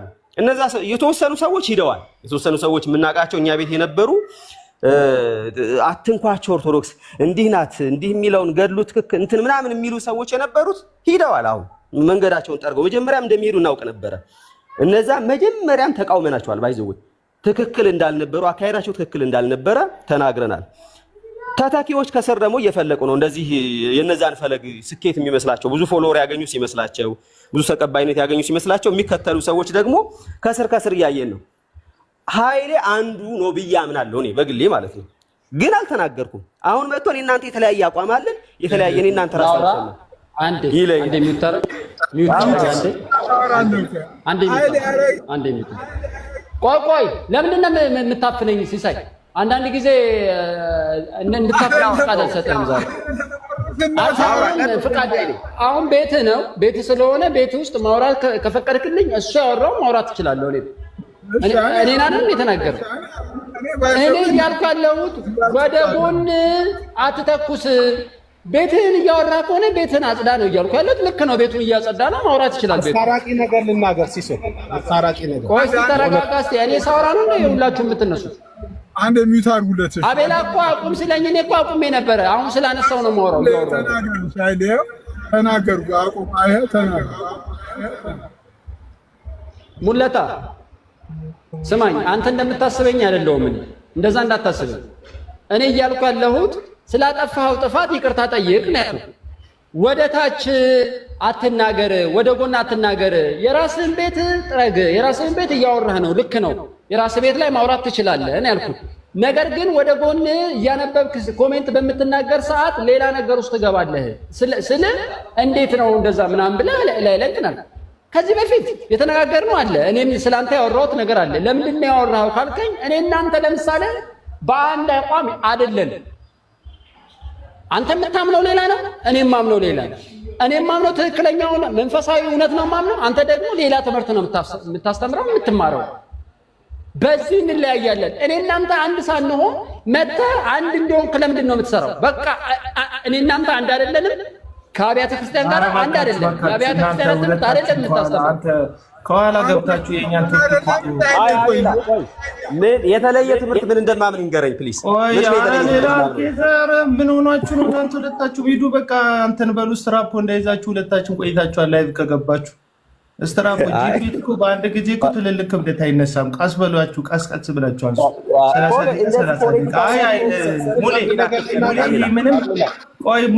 ሙሌ ይሄ ምንም አይጠቅምም። እኔን እመነኝ። ሁለታችሁን እኔ ያዋራቸዋል። አቤላ አንድ ነገር ልናገር። ኧረ በቃ ምንም አይስማሙ፣ ባለመስማማት ይስማሙ። በቃ ተዋቸው። አሁን አንተ ኃይሌ እንደዚህ ደብሮክ ሁለት ኤርፎን አንገት ላይ አድርጋ እንትን ጆሮ ላይ ሰክተህ እንዲህ ደብሮክ ምናምን አይደብርም? ላሻት ትባባልም እንዴ እናንተ? ጌታን ይደብራል እንዴ? ትልልቅ ሰዎች አቤላ እኔ ፖለቲካ ሰርቶ እንደዚህማ እኔ አላልፈውም። አክቹአሊ ምን ፖለቲካ ይሰራል? አሁን እኮ ፖለቲካ አንተ ነው የለመድከው። ፖለቲካ እዛው ቀልድ ፖለቲካን። እኔ እውነት ነው የማወራው። እኔ ፖለቲካ ሰርቼም አላውቅም በማንም ላይ። አንተን ደጋፊዎች ስላሉ አሁን ለምታረገው ነገር የሚደግፍ ሰው አለ። እኔ ደግሞ እውነት ነው የማወራው። ሲጀመር ከእውነት ውጭ አውርቼ ማላውቅም። አሁን እኔ በጣም ማዝነው በእናንተ በሁለታችሁ ምክንያት የጩፋ ካዳሚዎች የጩፋ አምላክ በታተናቸው ብለው ፖለቲካ ሲሰሩ እኔ ነው በቃ ከኔ ጋር ሁለታችሁ ግጭታችሁ እውነተኛ ነው ነው የሚሉት።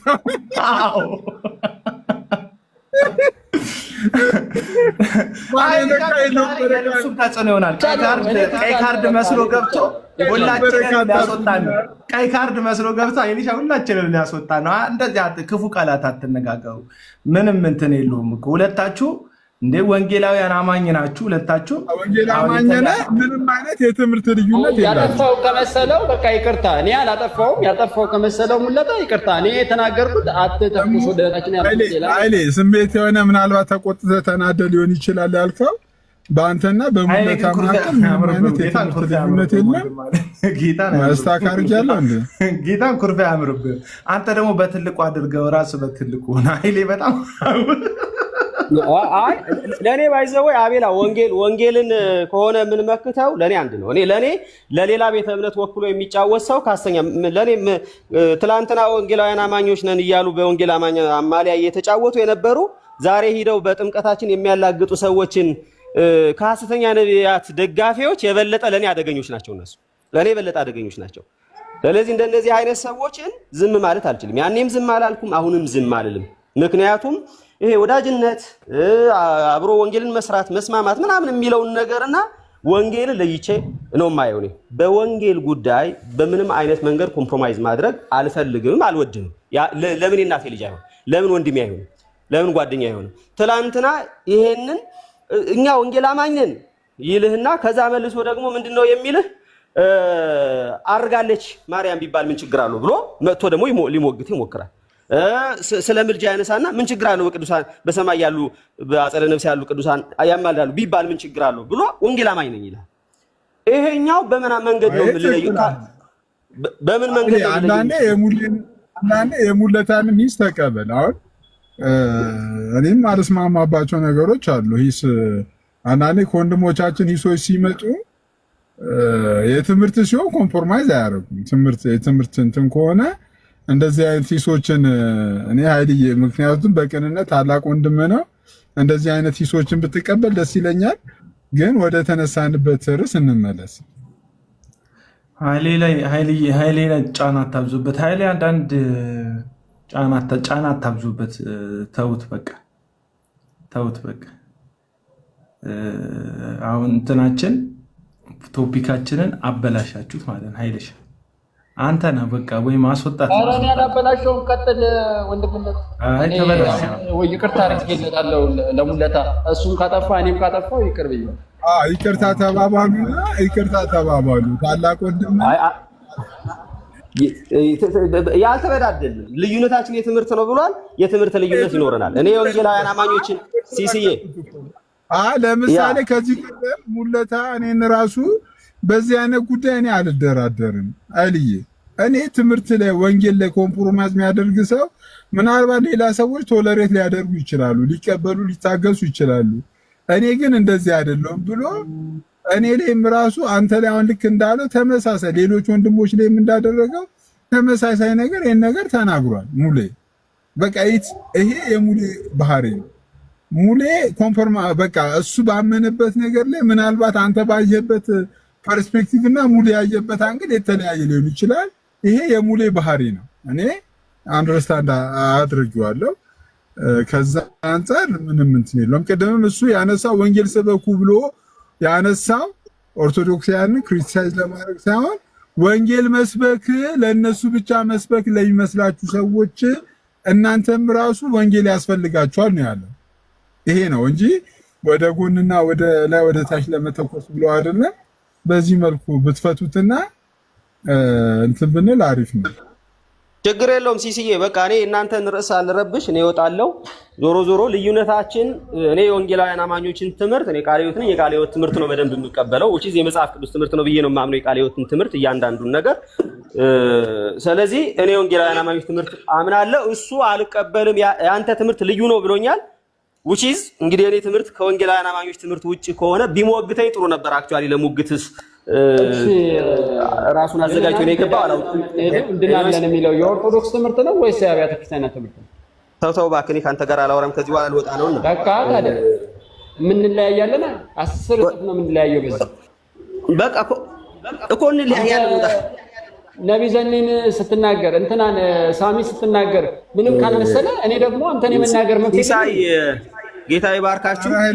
ኤኒዌይስ ቀጥሉ እናንተ። እሺ ያ ቀጥሉ በርዕሳችሁ ከርዕስ እንዳናስወጣና እንዳንተ እንዳንላችሁ እንዳንረብሻችሁ።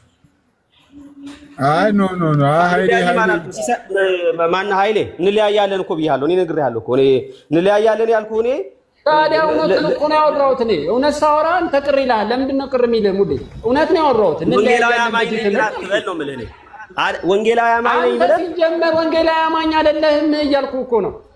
አንተ ወንጌላዊ አማኝ አይደለህም። የትኛው ቸርች ነው ያለው? የትኛው ድርጅት እንዴ ወንጌላዊ አማኝ ማምነውን እስኪ ንገረኝ። ቆይ አንዴ ሙሌ ቆይ አንዴ ዝጋ። ወንጌላዊ አማኝ አይደለም ማለት እኮ አትችልም እኮ ኃይልሻ። ወንጌላዊ አማኝ ነው፣ የቃለ ሕይወት ቤተክርስቲያን አገልጋይ ነው እንደ አንተ። እሱ ደግሞ ሙሌ አገልጋይም ጭምር እኮ ነው፣ የቃለ ሕይወት ቤተክርስቲያን አገልጋይ ነው። አንተም አገልጋይ ነህ። አሁን እኮ ምን መሰላችሁ ያልገባችሁ፣ አሁን ብሶት የወለደው ሆነብን እኮ። ብሶት የወለደው የቲክቶክ ፕሮቴስታንት፣ ብሶት የወለደው የቲክቶክ ፔንጤ ሆነብን እኮ እንዴ። አገልጋይ ዘነበን የአገልጋይ ዘነበን አንተን ሀሳብ የመተቸት ሀሳብ የመስጠት መጽሐፍ ቅዱስ የሆነ ክሪቲሲዝም ማቅረብ መብቱ እኮ ነው። ሙሌ ማለት ነው። ስለ ትዳሩ አላወራም፣ ስለ ግል ሕይወቱ አላወራም፣ ስለምኑም አላወራም። ስለዘነበ ትምህርት ነው ያወራው። ስለዚህ የዘነበን ትምህርት ደግሞ እሱ በተቀበለው ቤተክርስቲያኑ በምታምንበት ትምህርት በኩል የዘነበን ትምህርት ቻሌንጅ ማድረግ ይችላል። የቃለ ሕይወት ቤተክርስቲያን እና የአማኑኤል ህብረት ቤተክርስቲያን በአንድ ጥላ ስር ቢያገለግሉም አንድ ቤተክርስቲያን ግን አይደሉም እኮ ግን ወንጌላውያን አማኞች ናቸው ሁለቱ። ስለዚህ አንተ ወንጌላዊ አማኝ አይደለህም ማለት አትችልም። እሱ የማይሆን እንትን የቲክቶክ ሀሳብ ባትሰጡ ጥሩ ነው። ወንጌላዊ አማኝ ነው ግን ቃለ ሕይወት ነው። ወንጌላዊ አማኝ ነህ ግን ምንድን ነህ? አማኑኤል ህብረት ነው። በቃ ይሄ ነው ያለው።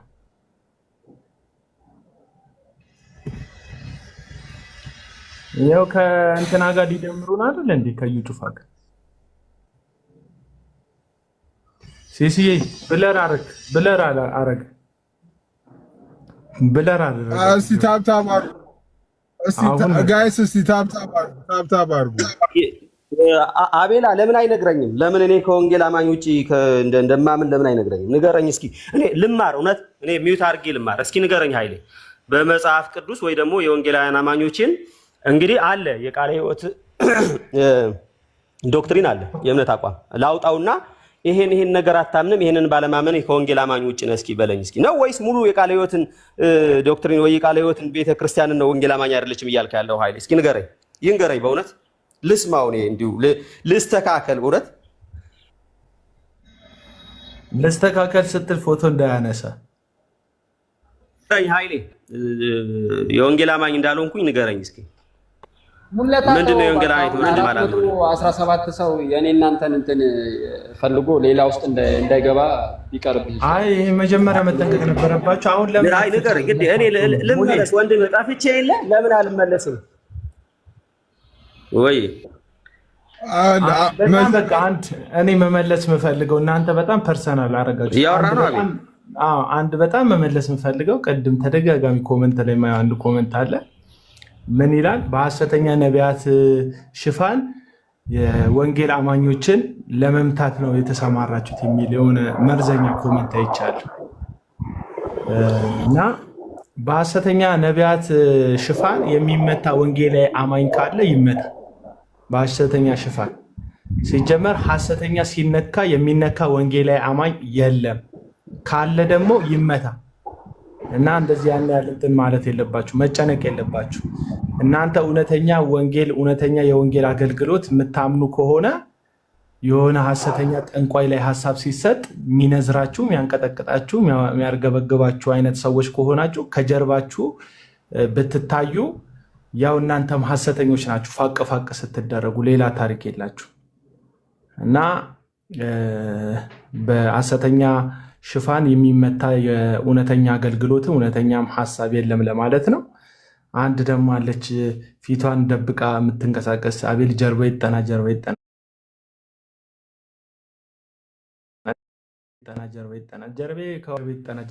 ይለኛል። ጀርባ የሌላቸው ሰዎች ጀርባ ሲያጠኑ እኮ ነው የሚገርመኝ እኔ እዚህ ሚዲያ ላይ።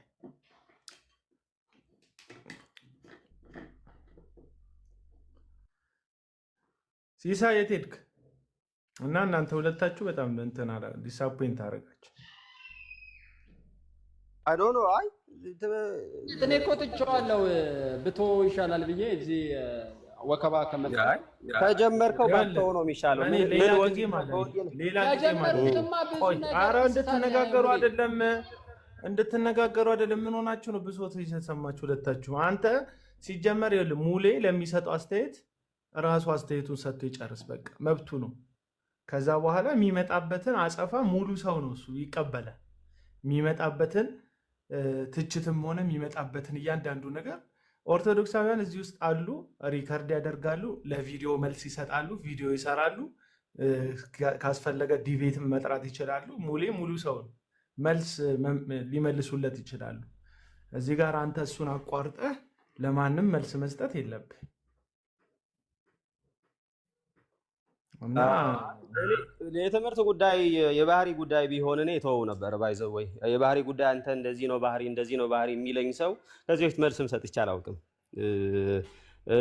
የአቅም ጉዳይ የትምህርት ዝግጅት ጉዳይ ምናምን ሰው ቢያነሳ ፐርሰናል ኬዝ በእኔ ጉዳይ ቢያነሳ ምንም ችግር የለብኝም፣ ላልፈው እችላለሁ፣ ቢተቸኝ ቢሰድበኝ ምናምን። ግን ትምህርትህ ትክክል አይደለም፣ ትምህርትህ ከኛ ከወንጌላውያን አማኞችን ራሱ እንደ ወንጌል አማኝ አድርጎ ከዛ እኔ ደግሞ ከወንጌላውያን አማኞችን ውጪ የተለየ ትምህርት እንዳለኝ አድርጎ ለማውራት ራሱን የወንጌል አማኝ አድርጎ አትበል።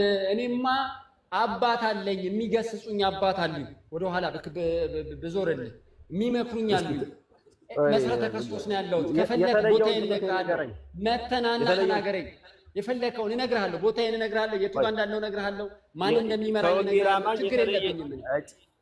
አይ ከዛሬ ወዲያ አሁን እንድታስተካክል ነው የምነግርህ። ወንጌል አማኝ ሆኖ እንትን እያለ ምናምን እንደሱ አይነት ሰው አይደለሁም። እንዳትሳሳት። እንደሱ አይነት ሰው ንገረኝ። አይ ማስተካከለው ንገረኝ። ዝም ብለህ ምን አይነት ትምህርት ላስተካክል? የቱን ትምህርት ላስተካክል? ታውቁት በቃ አሁን ረብሻ ውስጥ አትግባ ሙሌ፣ ሌላ ነገር ውስጥ ግባና አውራ። በቃ ታውቁት እኮ ነው። አይ ንገረኝ። እኔ ልስማህ። የትኛው ትምህርት ነው ከወንጌል አማኝ ውጪ የሆነው? እስኪ ንገረኝ። ድነናል፣ እንድናለን፣ እየዳንን ነው የምንሄደው፣ እንድናለን የሚለው ትምህርት አንተ አትቀበልም አይደል? ቀጥል። አትቀበልም አይደል? ቆይ አትቀበልም አይደል?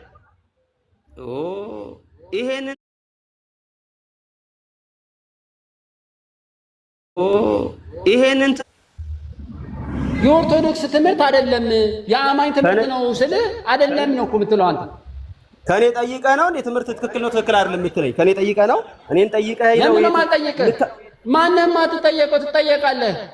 ትክክል ካልሆንክ ትጠየቃለህ፣ ትክክል ከሆንክ ትመልሳለህ። ምንድነው እውነቱን ስጠይቅህ መልስ። ድነናል፣ እየዳንን ነው የምንሄደው፣ እንድናለን የሚለው ትምህርት የአብያተ ክርስቲያናት እየተደማመጥክ ፕሊስ።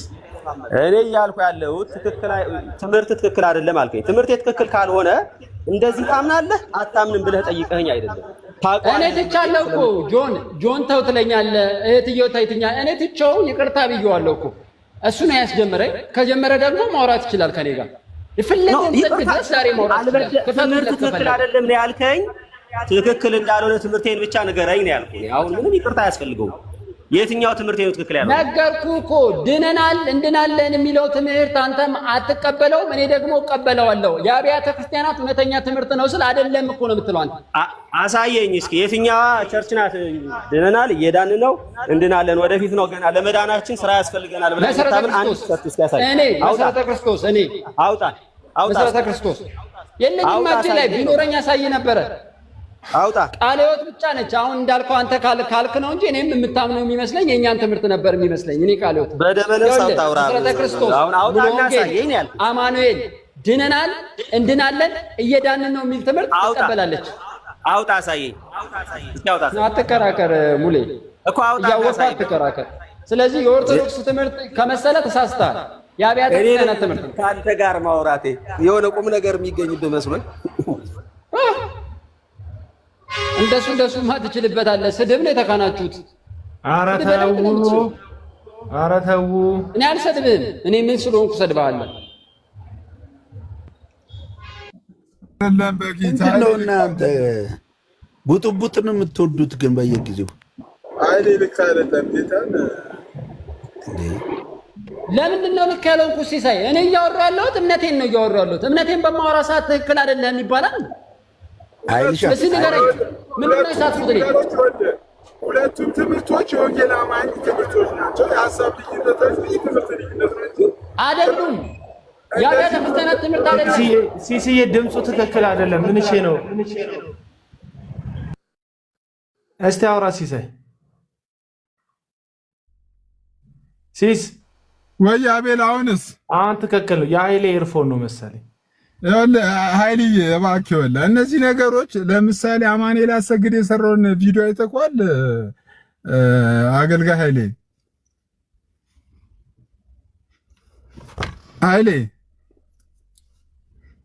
ኢየሱስዬ እኔ እያስተጋባብ ነው አንተ ስታወራ። እኔ የሚል አማኑኤል አሰግድ የሰራውን ቪዲዮ አይተኸዋል?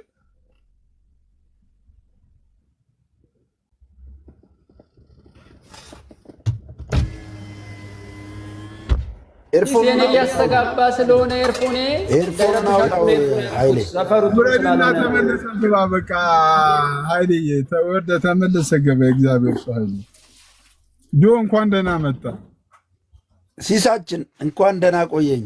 አቡዬ ሙሌ ምንድነው ብጥብጥ የሚፈጥሩት እንዴ? ቆይ ሰው ስለ ትምህርት አውርቶ ትክክለኛ ትምህርት አይደለም የወንጌል አማኞች ትምህርት አትቀበልም ብሎ መልክ ሰርቶ ፖለቲካ ሰርቶ ከዛ በኋላ ዝም ብለህ ተው። ብዙ ሰው ስላለ ማረሚያ መስጠት ያስፈልጋል። አሁን አደባብሶ ማለፍ ስለማያስፈልግ አንዴ ኃይልዬ አደባብሶ እነ መሪጌታ ዝም ብሎ ነው ከታች የሚጽፉት። የመሪጌታን ጽሑፍ አንብባችሁ የወንጌል አማኝ ትምህርት አንዱ ብቻ ነው ብላችሁ እንትን አትበሉ። ኃይልዬ እሺ እስቲ መሰረተ ክርስቶስ እንደዚህ የሚል እምነት የላትም። መሰረተ ክርስቶስ ለመዳን ድኛለው መሪጌታ ቻው ይንኩት ተው እሱን ሲሲዬ መሰረተ ክርስቶስ ኢኒሻል ሳልቬሽን ድነናል። ከዛ ደግሞ ይሄ ፕሮግሬሲቭ የሆነውን ሌሎች ኦርቶዶክስ እንደሚሉት ካቶሊክ እንደሚሉት ድነታችን እየፈጸምን ነው ምን ሄደው በስራ ድነታችን እናጸናለን እንፈጽማለን። ስራ ለድነት ያስፈልጋል የሚል እምነት የላት መሰረተ ክርስቶስ። ለምን ባይዘወይ እኔ እንደውም አንድ መሰረተ ክርስቶስ ገብቶ ቤተክርስቲያኑ እንደዚህ የሚያጠለሽ ሰው ሲሰማ ገብቶ የሚሟገት ቢኖር ደስ ይለኝ ነበር። እንዲህ አይነት እምነት የላትም። ልጁ እንዳለው ድነናል እየዳን ነው እንድናለን ብላ ጭራሽ ድነቱ ወደ ቆይ ሙለታ የለም እንደዛ የሚል ትምህርት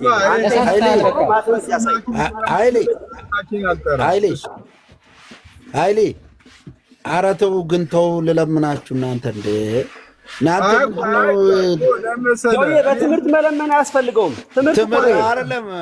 አይደለም ቆይ ሙሌ ለመግባባት ስታወሩ ተደማምጣችሁ ለመግባባት እንጂ በብስጭት በቁጣ የምታወሩት ነገር ነው የማይመቸኝ። ወንድማማች አይደላችሁ እንዴ እናንተ? እንዴ ወንድማማች ሆናችሁ እንደ ወንድማማች ሳይሆን የምታወሩት ስታወሩ እንደሆነ ጠላት ነው የምታወሩት። ሁሌ በደም ፍላት ነው እርስ በርስ የምታወሩት። ዋይ ለምንድን ነው እንደዛ የሚወራው? ትምህርት የሚሆን ኤቭሪ ነገር ሲሆን በደም ፍላት መወራት የለበትም። ኃይሌ ተረጋጋ። ሌም ማናችሁም ተረጋጉ። ለምንድን ነው እንትን የምትለው እንዴ? ስለዚህ መነጋገር ካለባችሁ ቀስ ብላችሁ ተነጋገሩ። ትምህርት ላይ ከሆነ ማውራት የምትፈልጉት አውሩ። መሰረተ ክርስቶስ ድነናል እየዳንን ነው እንድናለን የሚል አላት ካለ ኃይሌ እሱን ትምህርት ያስረዳ። አንተም ማስረዳ ከፈለክ የራስን አስረዳ እንጂ ይሄ የሆነ እንደ ጠላት ትክክል አይደላችሁም። በጌታ በኢየሱስ የጌታን ስም የሚጠራ ከአመፅ ይራቅ የሚለው ቃል እኮ የተማመነ ነው። እሺ እኔ ድምጼን ቶን ጨምሬ አውርቼ እንትን ብዬ ከሆነ በጣም ይቅርታ ጆይ። ለምሳሌ ኃይሌ እኔ ለምሳሌ የእንትናን የነቢይ ዘኔ ትምህርት ትክክለኛ ትምህርት ነው ብዬ ተቀብያለሁ። ስለዚህ ይህን ትምህርት ስለተቀበልኩ አንተ ከኔ ጋር አንድ ህብረት አይደለም ክርስቲያን አይደለም ትለኛለህ?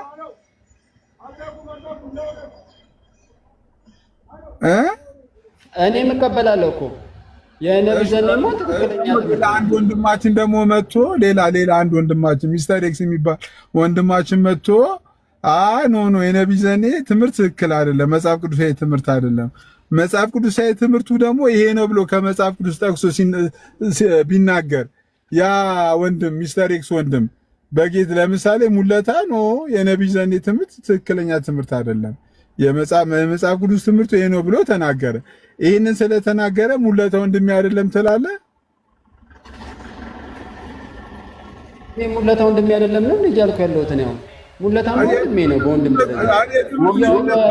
እንለያያለን። ወንጌል አማኝ ካልሆንኩ በምንድን ነው ወንድሜ የሆንኩት? በኢትዮጵያዊነት ነው ወንድም ይሆናል እኮ ነው። ሙለታ እንትን አትስራ። እኔ እንደሱ አይነት ደስ አይለኝም። እኔ ፊት ለፊት ነኝ። ነገሬ ሁሉ እንደዚህ ፊት ለፊት። ወንጌል አማኝ አይደለም ካልኩ በኋላ ወንድሜ የምትለኝ በምንድን ነው? በደንብ ስማኝ። እኔ ያልኩህን ስማኝ ሙለታ። እኔ ያልኩህን ስማኝ በደንብ። ወንድሜ ስለሆንክ መሰለኝ አይደል እያወራሁ ያለው። ወንድሜ ባትሆን አላወራም። እኔንም አሁን ጠላቴ ብትሆን ለምን አወራለሁ? ወንድሜ ስለሆንክ ሰው ስለሆንክ ነው። ሰውነትህንም እንኳን እቀበላለሁ እንኳን አይደለም ወንድሜ የሆነ ቀርቶ ትምህርቱ አጋንንታዊ ትምህርት ነው ብለህ ስትናገር ሰምቻለሁ። ኧረ ቆይ እኔ ኃይሌ በቃ ተሳስተሃል። ዛሬ ተሳስተሃል። በቃ ወንድምነትን እቀበላለሁ። አይ ተሳስተሃል። ለአንተ ብዬ ነው ቅድም ያቆምኩት። ኖ ተሳስተሃል። የእንትናን የማነው የዘኒን ትምህርት መቀበል አለመቀበል አይደለም፣ የወንጌላዊ አማኝነት ገባ። አሁን ሰውነትህንም ጨምር እኮ እቀበላለሁ ምናምን እያልክ ነው። ማይሆን ነገር ነው እየተናገርክ ያለው በስሜታዊነት። ትክክል አላልኩም። ወንድምነት እንደሱ አይደለም ያልኩት። ኃይልሻ ያልኩት አጋንንታዊ ትምህርትን ያልከውን ትምህርት ልክ አይደለም ነው እያልኩ ያለሁት። ኃይልሻ እኔ እናንተ አንድ አይደለንም ምናምን የምትለው በምንድን ነው አንድ የምትሆኑት? እናንተ በክርስቶስ ኢየሱስ ትምህርት አንድ አይደለንም እያልክ ነው አንተ። ስሩ ፕሮሰስ። አሁን እሱ እኮ አንተ የምትለው በሌላ መንገድ እኮ ያምንበታል። በክርስቶስ ኢየሱስ ሰው ድኗል ብሎ ሲያምን አሁን የምትለውን ነገር በሌላ ቋንቋ ይቀበለዋል። ጸድቀናል አይደል? ጸድቀናል ደግሞ ይህንን ጽድቅ እንገልጣለን። ደግሞ እግዚአብሔር በክብር ደግሞ በክርስቶስ ኢየሱስ ደግሞ ይህንን ጽድቅ በክብር ሙላት ይፈጽመዋል፣ ይጨርሰዋል። እንደዚሁ ግብታዊነት ነገሮችን መናገር ትክክል አይደለም። ሙሌ ስለ ኦርቶዶክስ እምነት ከተናገረ ቤቱ የሲስ ቤት ነው። ኦርቶዶክሳውያን ልከው ቻሌንጅ ማድረግ ይችላሉ። አንተ መልስ መስጠት የለብን። ስለ ወንጌላውያን ስለ ኦርቶዶክሳውያን መልስ መመለስ የሚችል ልጆች ስላሉ። እሺ አሁን ኃይልዬ በዚሁ መንፈስ ይለቅና ምንም አይነት የትምህርት ልዩነት የላችሁም፣ ወንድማማች ናችሁ፣ በክርስቶስ አንድ ናችሁ። የቪው ልዩነት ሊኖር ይችላል። አንተ በሆነ ነገር ላይ የሆነ ቪው ልትይዝ ትችላለህ፣ ሙሌ ሌላ ቪው ሊይዝ ይችላል። ይሄ የእይታና የምልከታ ጉዳይ ነው እንጂ ዋና ዶግማ በሆነ ነገር ላይ የትምህርት ልዩነት አለን ብለህ ታስባለህ? ኃይሌ ሲሲ አለ እኮ ወንጌል አማኝ አይደለህም እኮ አለኝ። ለምንድን ነው የምንሸፍነው? አንተ ወንጌል አማኝ አይደለህም፣ ከወንጌል አማኝ ውጭ ያለ ትምህርት ነው የምታምነው እኮ አለኝ። እሱን እኮ እንዲያስፈልግ ወገኖች ምንድን ነው የፈለከው? እንድታወራን የፈለከው ከኔ ጋር ማውራት ትፈልጋለህ? ይሄው 399 ሰው አለ። ሙሌ በቃ ታገሰው። ኃይሌ ተናዷል። ዛሬ ጠዋት ቁርስ አልበላም ተናዷል። ኃይሌ በቃ ና ቁርስ ልጋብዝህ። ስለመሰረተ ክርስቶስ ነገር ገብተህ የቤተ ክርስቲያኑን ስም አታጥፋ። እንዲህ ያለ ትምህርት የለም። ለወደፊት ማስረጃ እሱን እኔ ላይ ድረስ አሁን ላልኩት ለተናገርኩት ንግግር ድነናል እየዳነን ነው የሚሄደው የሚለውን እኔ ላይ ድረስ እንትን ሙሌ እንትን ታገሰው። በቃ ኃይሌ አንተ ግን ምንድን ነው ድነናል እየዳነን ነው እንድናለን የሚል ትምህርት ወንጌላውያን አማኞች የላቸውም። ገብተዋል። ጀስቲፊኬሽን፣ ሳንቲፊኬሽን፣ ግሎሪፊኬሽን ነው አላቸው እንጂ የለም። አንድ መጽሐፍ አታመጣም። አንድ የተጻፈ አታመጣም። አንድ አታመጣም። ኃይሌ የላትም። ኬስ የላትም። ያወራ ምን ያለሁት እዚህ ነው ያለሁት እንዳላገናኘ የለም። እንደዛ የሚባል ነገር የተጻፈ የለም። ሚዲያ ላይ ማንም መጥቶ አንደርስታንዲንጉን በዛ መንገድ ስለገለጠ አለ። ስማኝ ጆዬ ስማኝ አሁን ኃይልዬ ቆይ እኔ ውድ ቆይ አንዴ ኃይልዬ አንዴ ቆይ እኔ ልጠይቅህ። እኔ አሁን መልካም ስራ ሰርቼ ነው የምድነው ብለህ ታምናለህ? እኔ እንደዚህ አይነቱን አይደለም እያወራሁ ያለሁት። ድኛለሁ። ከዳንኩ በኋላ ግን መልካም ስራ ይጠብቀኛል እኮ። መልካሙን ስራ ስትሰራ ነው የምድነው ብለህ ታምናለህ? አቤላ መልካም ስራ ካልሰራሁ መልካም ስራ ስትሰራ ለምን ትረብሻለህ? ቆይ አንዴ ሲሲዬ አይደለም። ቆይ አንዴ ኃይልዬ አይሰለቸውም እንዴ? አቤላ ቸርች ቆይ ቸርቹ ይኸው እዚህ ነው። በቃ ጆዬ ይቅርታ ቀጥል። እሺ ኃይልዬ ኃይልሻዬ ስማኛ፣ አንተ ልክ መልካም ስራ ስሰራ ነው ምንድነው ብለህ ታምናለህ? የተቀበልኩት እውነት መልካም ስራ ካልሰራው ድነቴን እንደማጣ አምናለሁ። መልካም ስራ እኔ አይጠየቅኩም። መልካም ስራ ስሰራ ነው ምንድነው ብለህ ታምናለህ? ምን አይነት መልካም ስራ? ምንም በለው እየዳንኩ ነው የምትለውን ነገር እስኪ ያስረዳኝ። ምን ማለት ነው? እየነገርኩ ነው። ያዕቆብ ላይ ያለውን ጥቅስ አሁን ሙሉ ለሙሉ ነው ፉት የምለው እኔ። እየዳንኩ ነው የሚለውን አስረዳኝ። የፕሮቴስታንትን አስተምሮ ይሄው መዳን በእምነት ነው አይደለም? መዳን በእምነት ነው አምናለሁ። ካመንኩ በኋላ ግን ያ ስራ ደግሞ ይጠብቀኛል። ያ ስራ አግባብ ከሌለው ማለበት ከሆነ ዳስ ስታበላ ትጸድቃለህ። ዳስ ስታበላ ጸድቃለሁ ብለህ ታምናለህ? አሁን እንደሱ አይነቱ ነው ድራማ እየሰራው ያለሁት እኔ። እንደሱ አይነት ድራማ አልሰራውም እኮ። እየዳንን ነው እኮ የኦርቶዶክስ አስተምሮ እኮ እየዳንን ነው እኮ። ይሄ እኮ ነው አንተ ዳስ ስታበላ አብያተ ክርስቲያናት ቆይ አይደለም እንዴ? ቆይ አንዴ እንዴ ኃይሌ ቆይ ድነናል እየዳንን ነው የሚለው አስተምሮ ምንድን ነው ኮንሴፕቱ የሚለውም ማብራራት መቻል አለብህ። አንደኛ የተጻፈ ሪትን የሆነ ነገር ሊኖር ይገባል። ድሃ ስታበላ እድናለሁ ብለህ ነው ወይ የምታምነው? እንደዚህ አይነት እምነት በፕሮቴስታንት ውስጥ የለም። ገባ? እንደዛ የለም። መቀደስንም ከሆነ እንድፈልጉ ይላል እንትን ሁሉን ቻዩ አምላክ ሁለንተናችሁን ይቀድስ ይላል። የሚቀድሰው እግዚአብሔር ነው። ስለዚህ ድኜ ነው መልካም ስራን ራሱ ማድረግና መፈለግን የሚያደርገው በእኔ ውስጥ እግዚአብሔር እንጂ እኔ አድርጌ ደህንነት አልቀበልም። ኤቭሪዴይ መዳን እንኳን አለ ብትል አድኖኝ ነው። አሁን ለምሳሌ ሽባ የነበረው ሰውዬ እግዚአብሔር ሳይተረትረው ተራመድ ይለዋል እንዴ? አይለው።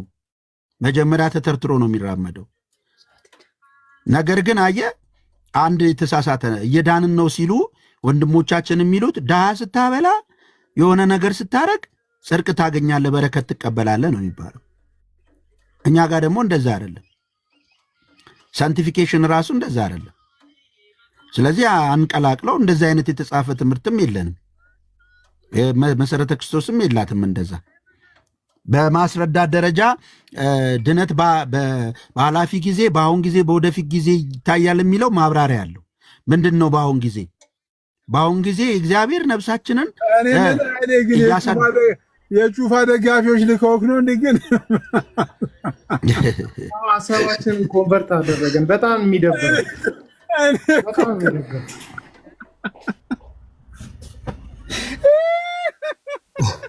አይ ይገርማል።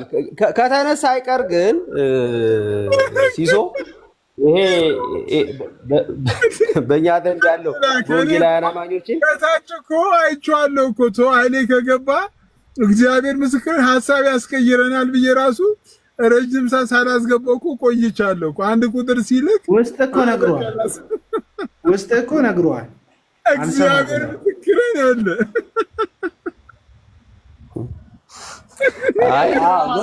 ወደ ሀሳብ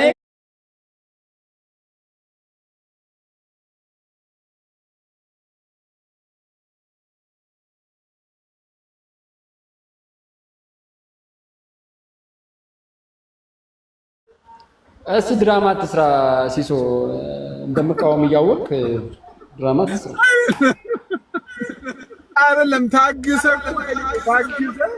ይህን ርዕስ ሌላ ጊዜ ማንሳት ሙለታም ማግኘት ስለምፈልግ ነው። አገኘሁት ዛሬ። እስከ ዛሬ አላገኘሁትም። ለምን አልነግርህም እውነቱን? አንዴ ብቻ ሲሳይ ያስገባኝ ከሙለታ ጋር ማውራት እፈልጋለሁ ብዬ ነው የገባሁት። ሲሶ ኃይሌ ተው በቃ። ከአንተ ጋር ፈልገኸኝ ከሆነ የመጣኸው ሌላ ጊዜ ታወራኛለህ። ቤትህ እመጣልሃለሁ፣ ችግር የለውም። በቃ የኔ ያህል የምትፈልገኝ መሆኑን ባቅ ኑሮ እኔ ቤትህ እመጣልህ ነበረ። ያን ያህል እዚህ ድረስ መምጣት አይጠበቅብህም ነበረ። ኤኒዌይስ ሞዴሬተርም ጭምር ነህ። ቤት አትመጣም እንጂ ቤቴማ እመጣለሁ፣ ችግር የለውም። እኔ የዛ ሰው ነው ሲሶ በዚህ ጉዳይ ይመጣል። አሁን ወደ ጩፋ እንመለስና አይ ቆይ እኔ ንዴቴን የለቀቀኝ ያዕቆብን ፉት ብዬ እቀበላለሁ ሲል ነው። እና በቃ እኔ ጨርሻለሁ። ስለዚህ እኔ ያዕቆብን ፉት ብዬ የምቀበል እና የትኛው የወንጌል አማኝ ነው ያዕቆብን የማይቀበል? ኤኒዌይስ እነዚህ ፕሮሰሶች እንደማንቀበል እንደዛ የሚሰማችሁ ካላችሁ እኛ ኢኒሻል ሳንክቲፊኬሽን የምንለውን ጀስቲፊኬሽን ማለታችን ነው። ጀስቲፊኬሽን ማለት ከእግዚአብሔር ቁጣ ይሄ ፍሪ ፍሮም ዘ ራዝ ኦፍ ጋድ ከእግዚአብሔር ቁጣ ዝም ብለን አውርተን በብጥብጥ እንዳንተው ማሰሪያ እናርግበት ብዬ ነው እና ከእግዚአብሔር ቁጣ ነፃ መውጣትን ነው የሚያሳየው። ጀስቲፊኬሽን ነው ኢኒሻል ሳንክቲፊኬሽን የምንለው። እነዚህ ፕሮግሬሲቭ አንዳንድ ሰዎች ድነናል እየዳን ነው እንድናለን የሚለውን ትምህርት በአንድ ወንጌላዊ አስተማሪ በዚህ መንገድ ከተረዳው ትክክል ነው። በዚህ መንገድ ከተረዳው ይሄ በእኛ እምነት ላይ ያለ ስለ ሴቴሮሎጂ ነገረ ድህነት በነገረ መለኮት ትምህርት ቤታችን ራሱ የሚሰጥ ነው።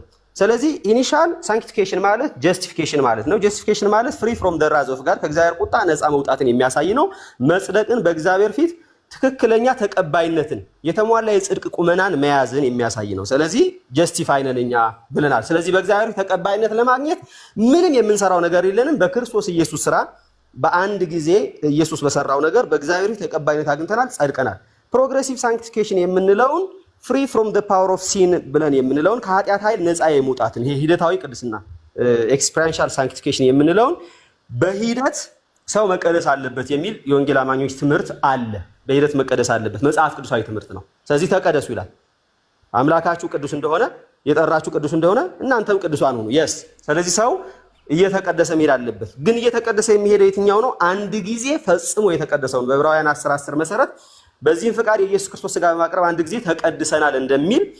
ስለዚህ የተቀደስነው እኛ እየተቀደስን እንሄዳለን። ይሄ ኤክስፔሪንሻል ሳንክቲፊኬሽን እንለዋለን በአጭሩ ማለት ነው። ስለዚህ በሂደት ሰው እየተቀደሰ ይሄዳል፣ ከኃጢአት ኃይል ነፃ እየወጣ ይሄዳል በጸጋው ማለት ነው። ልክ ሮሜ 6:14 ላይ እንዳለ በግልጽ እንደዚህ ተብሎ እንደተቀመጠ ማለት ነው። ሮሜ 6:14 ላይ ከጸጋ በታች እንጂ ከሕግ በታች ስላይደላችሁ ኃጢአት አይገዛችሁም ተብሎ እንደተጻፈ ማለት ነው።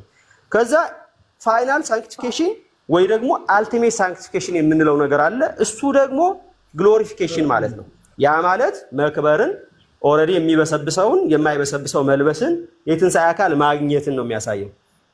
ስለዚህ ትምህርታችን ይሄ ነው።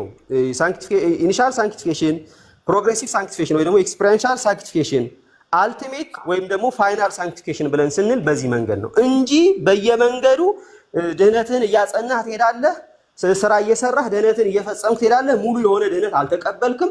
በሂደት ነው መጨረሻ ላይ ድናለሁ ብለህ ተስፋ የምታረገው ነው እንጂ አሁን እንደ ዳንክ እንደማይሰማህ የሚያደርግ ትምህርት አሁን እንደበቃ አሁን ፍጹም ይኸው ደግሜ ልንገራችሁ ፍጹም እንደሆንክ የማይሰማ እኛ ፍጹማን ነን። ባይዘወይ ይሄንን ቆርጣችሁ ተናገሩ። ፍጹማን ያደረገን ከኢየሱስ ክርስቶስ ስራ የተነሳ ማለት ነው። we have been made perfect ተደርገናል በቃ። ስለዚህ በኢየሱስ ክርስቶስ ይሄንን ደግሞ ዕብራውያን 10:14 ላይ ሂዶ ማንበብ ነው።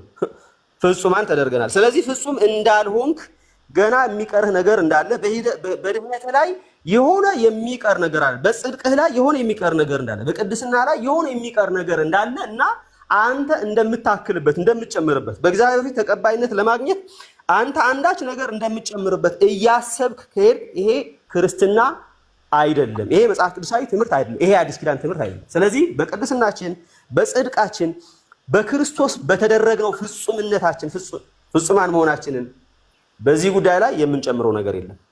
ስለዚህ በግልጽ ይሄ ትምህርት የኛ ትምህርት ነው። ድነናል፣ እየዳን ነው፣ እንድናለን የሚለውን ከዚህ አንጻር ከተባለ ትክክል ነው። ከዚህ አንጻር ከኤክስፔሪንሻል ሳንክቲፊኬሽን ከአልቲሜት ሳንክቲፊኬሽን መጀመሪያ ደግሞ ከኢኒሻል ከዚህ አንጻር ከተባለ፣ ካልሆነ ግን እኔ እሰራለሁ እየሰራሁ ነው ድህነቴን ፍጹም ማድረገው። አሁን ፍጹም የአዳም ኃጢአት ብቻ ነው የተወገደው። አሁን ደግሞ ከኔ ኃጢአት ጋር ታግዬ ገና በእግዚአብሔር ተቀባይነት አገኛለሁ። አሁን ጸድቀሃል ሲባል አይ ገና እርግጠኛ ድነሃል፣ አሁን ብትሞት የት ትሄዳለህ የሚል የወንጌል አመን ትምህርት የለንም። ይሄንን ነው። ቴንክ ዩ ሲሲዬ ሙሌ እግዚአብሔር ይባርክ። ቴንክ ዩ ሙለታ።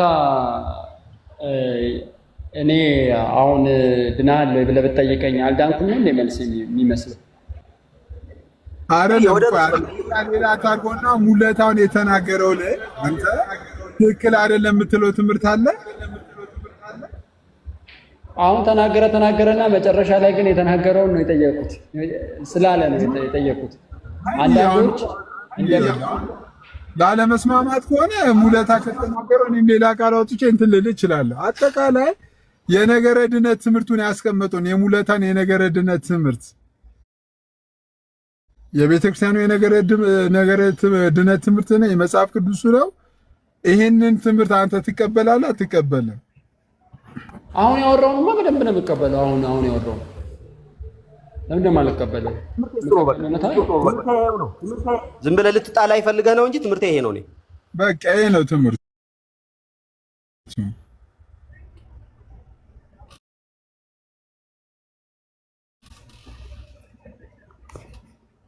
እሺ ካዘንክብኝ ይቅርታ ሙሌ፣ እንደዛ አይደለም እኔ እያልኩ ያለሁት። ለማንኛውም እኔ ይቅር ብያለሁ ኃይሌ።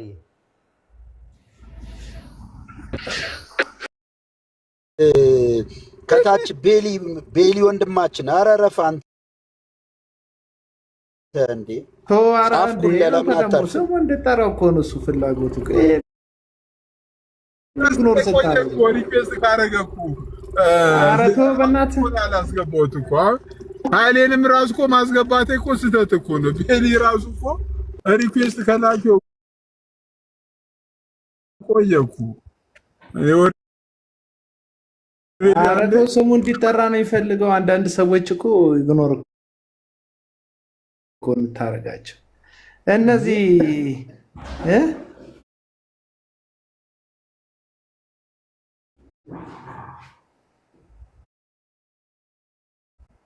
ቆየ እኮ ቤሊ ገስት ሪኩዌስት ላይ የሌላ ሰው ነው እንደውጥ ቤሊ ይወጣል። አንድ ቁጥር በመንፈስ ደብረ ቤሊ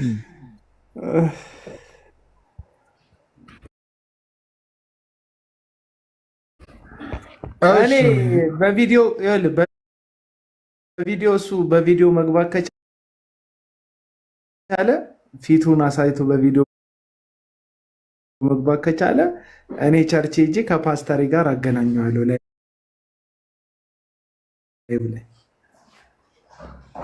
ቤሊ ይስማማል። ከተስማማ አስማማለሁ ካለ ይግባ። አሁን ያሳየኝ እኔ ተነስቼ ቸርች ሄዳለሁ።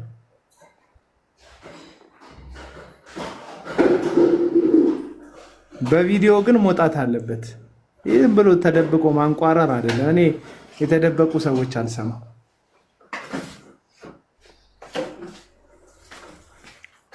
ቤሊ አንድ ቁጥር ጻፍ እኮ አይደለም የተባልከው እኮ ትስማማለህ ወይ ነው ገብቶ አይ ቸርቹ የት ነው? ቸርቹ የት ነው? አይ ቸርቹ የት ነው? ቸርቹ የት ነው ሊል ነው ቀኑን ሙሉ።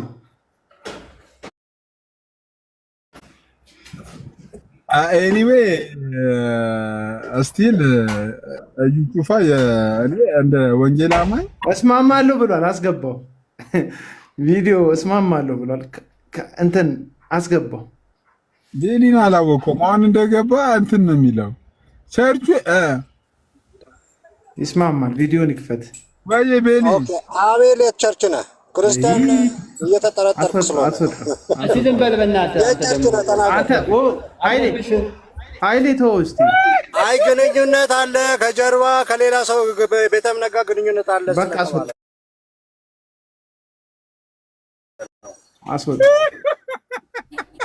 ስለተባለ ነው ብሎ የገባው አውቶማቲክ ለመተኮስ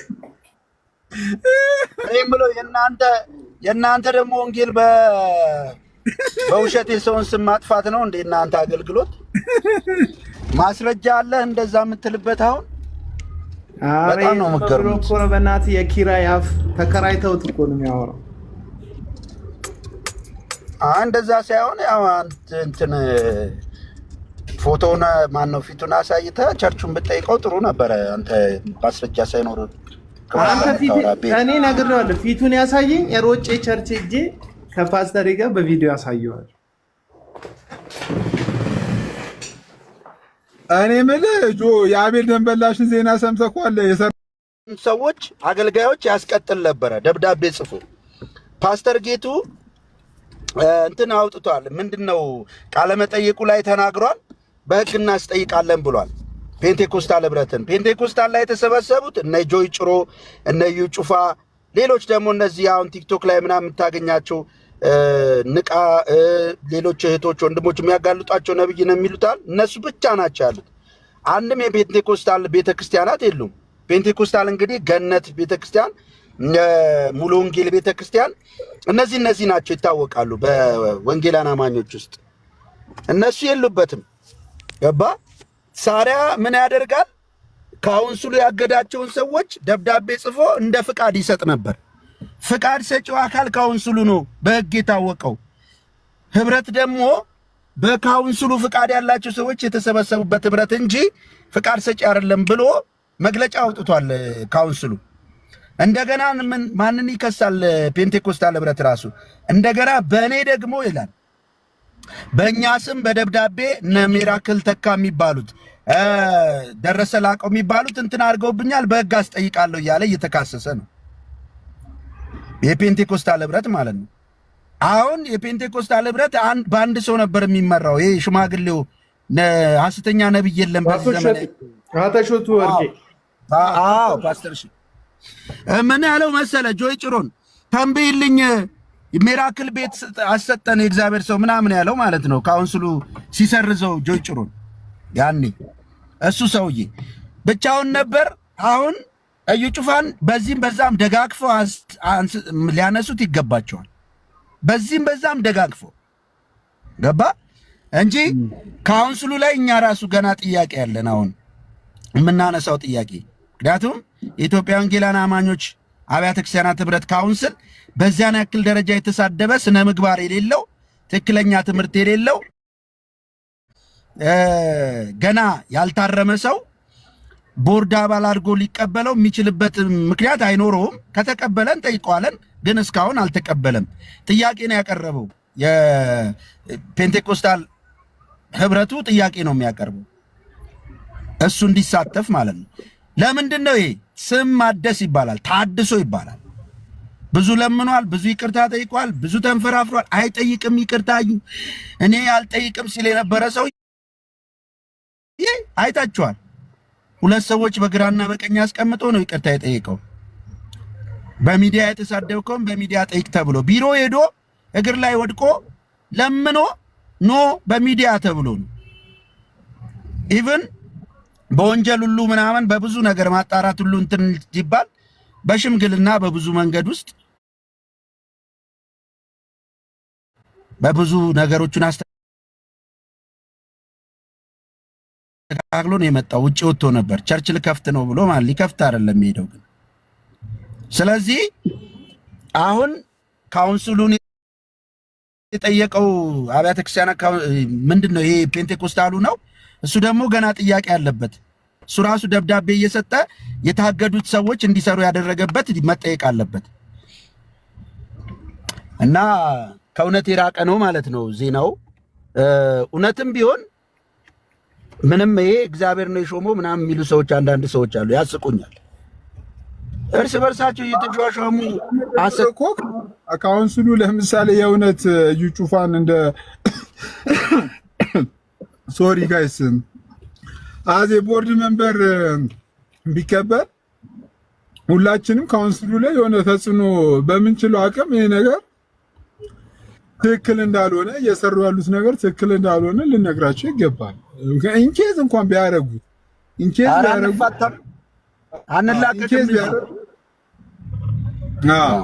ቢያደርጉት በጣም ምናምን ካውንስል ላይ ጥያቄ የሚያነሳ ነገር ነው የሚሆነው። ምን ማለት እንደሆነ ታውቃለህ ሲስ? እሱን ተቀበሉት ማለት 30 ሚሊዮን የወንጌል አማኞችን የእግዚአብሔርን ሕዝብ ንቀዋል ማለት እኮ ነው። ሊወክሉት የተቀመጡለትን በቃ አልወክልህም አንተን የራሳችንን ነው የምናደርገው ሊሉ ነው ማለት ነው። ገና ካውንስሉ አሁን የተሰረዘን አቮይድ ያደረገውን የሰረዘውን ፍቃድ ራሱ እግድ ስለማንሳት ብሎ የጻፈው ደብዳቤ ጆይ ጭሮ ላይ አለ። ቪዲዮም ደብዳቤውም እጃችን ላይ አለ። ሚዲያ ላይ ለሚዲያ ላሉት ምናምን ማስታወቂያ የተናገሩት ግን አሁን እግድ ብለው ነው። እሱ ራሱ እንጠይቃለን። ገና በሚዲያ ነው ያሉት፣ በሚዲያ እንጠይቃለን እሱ ራሱ እና ቀጥሉ። እሺ ከታች አንድ ቁጥር ነገር ጠይቃችሁ የገባችሁ ሰዎች እስቲ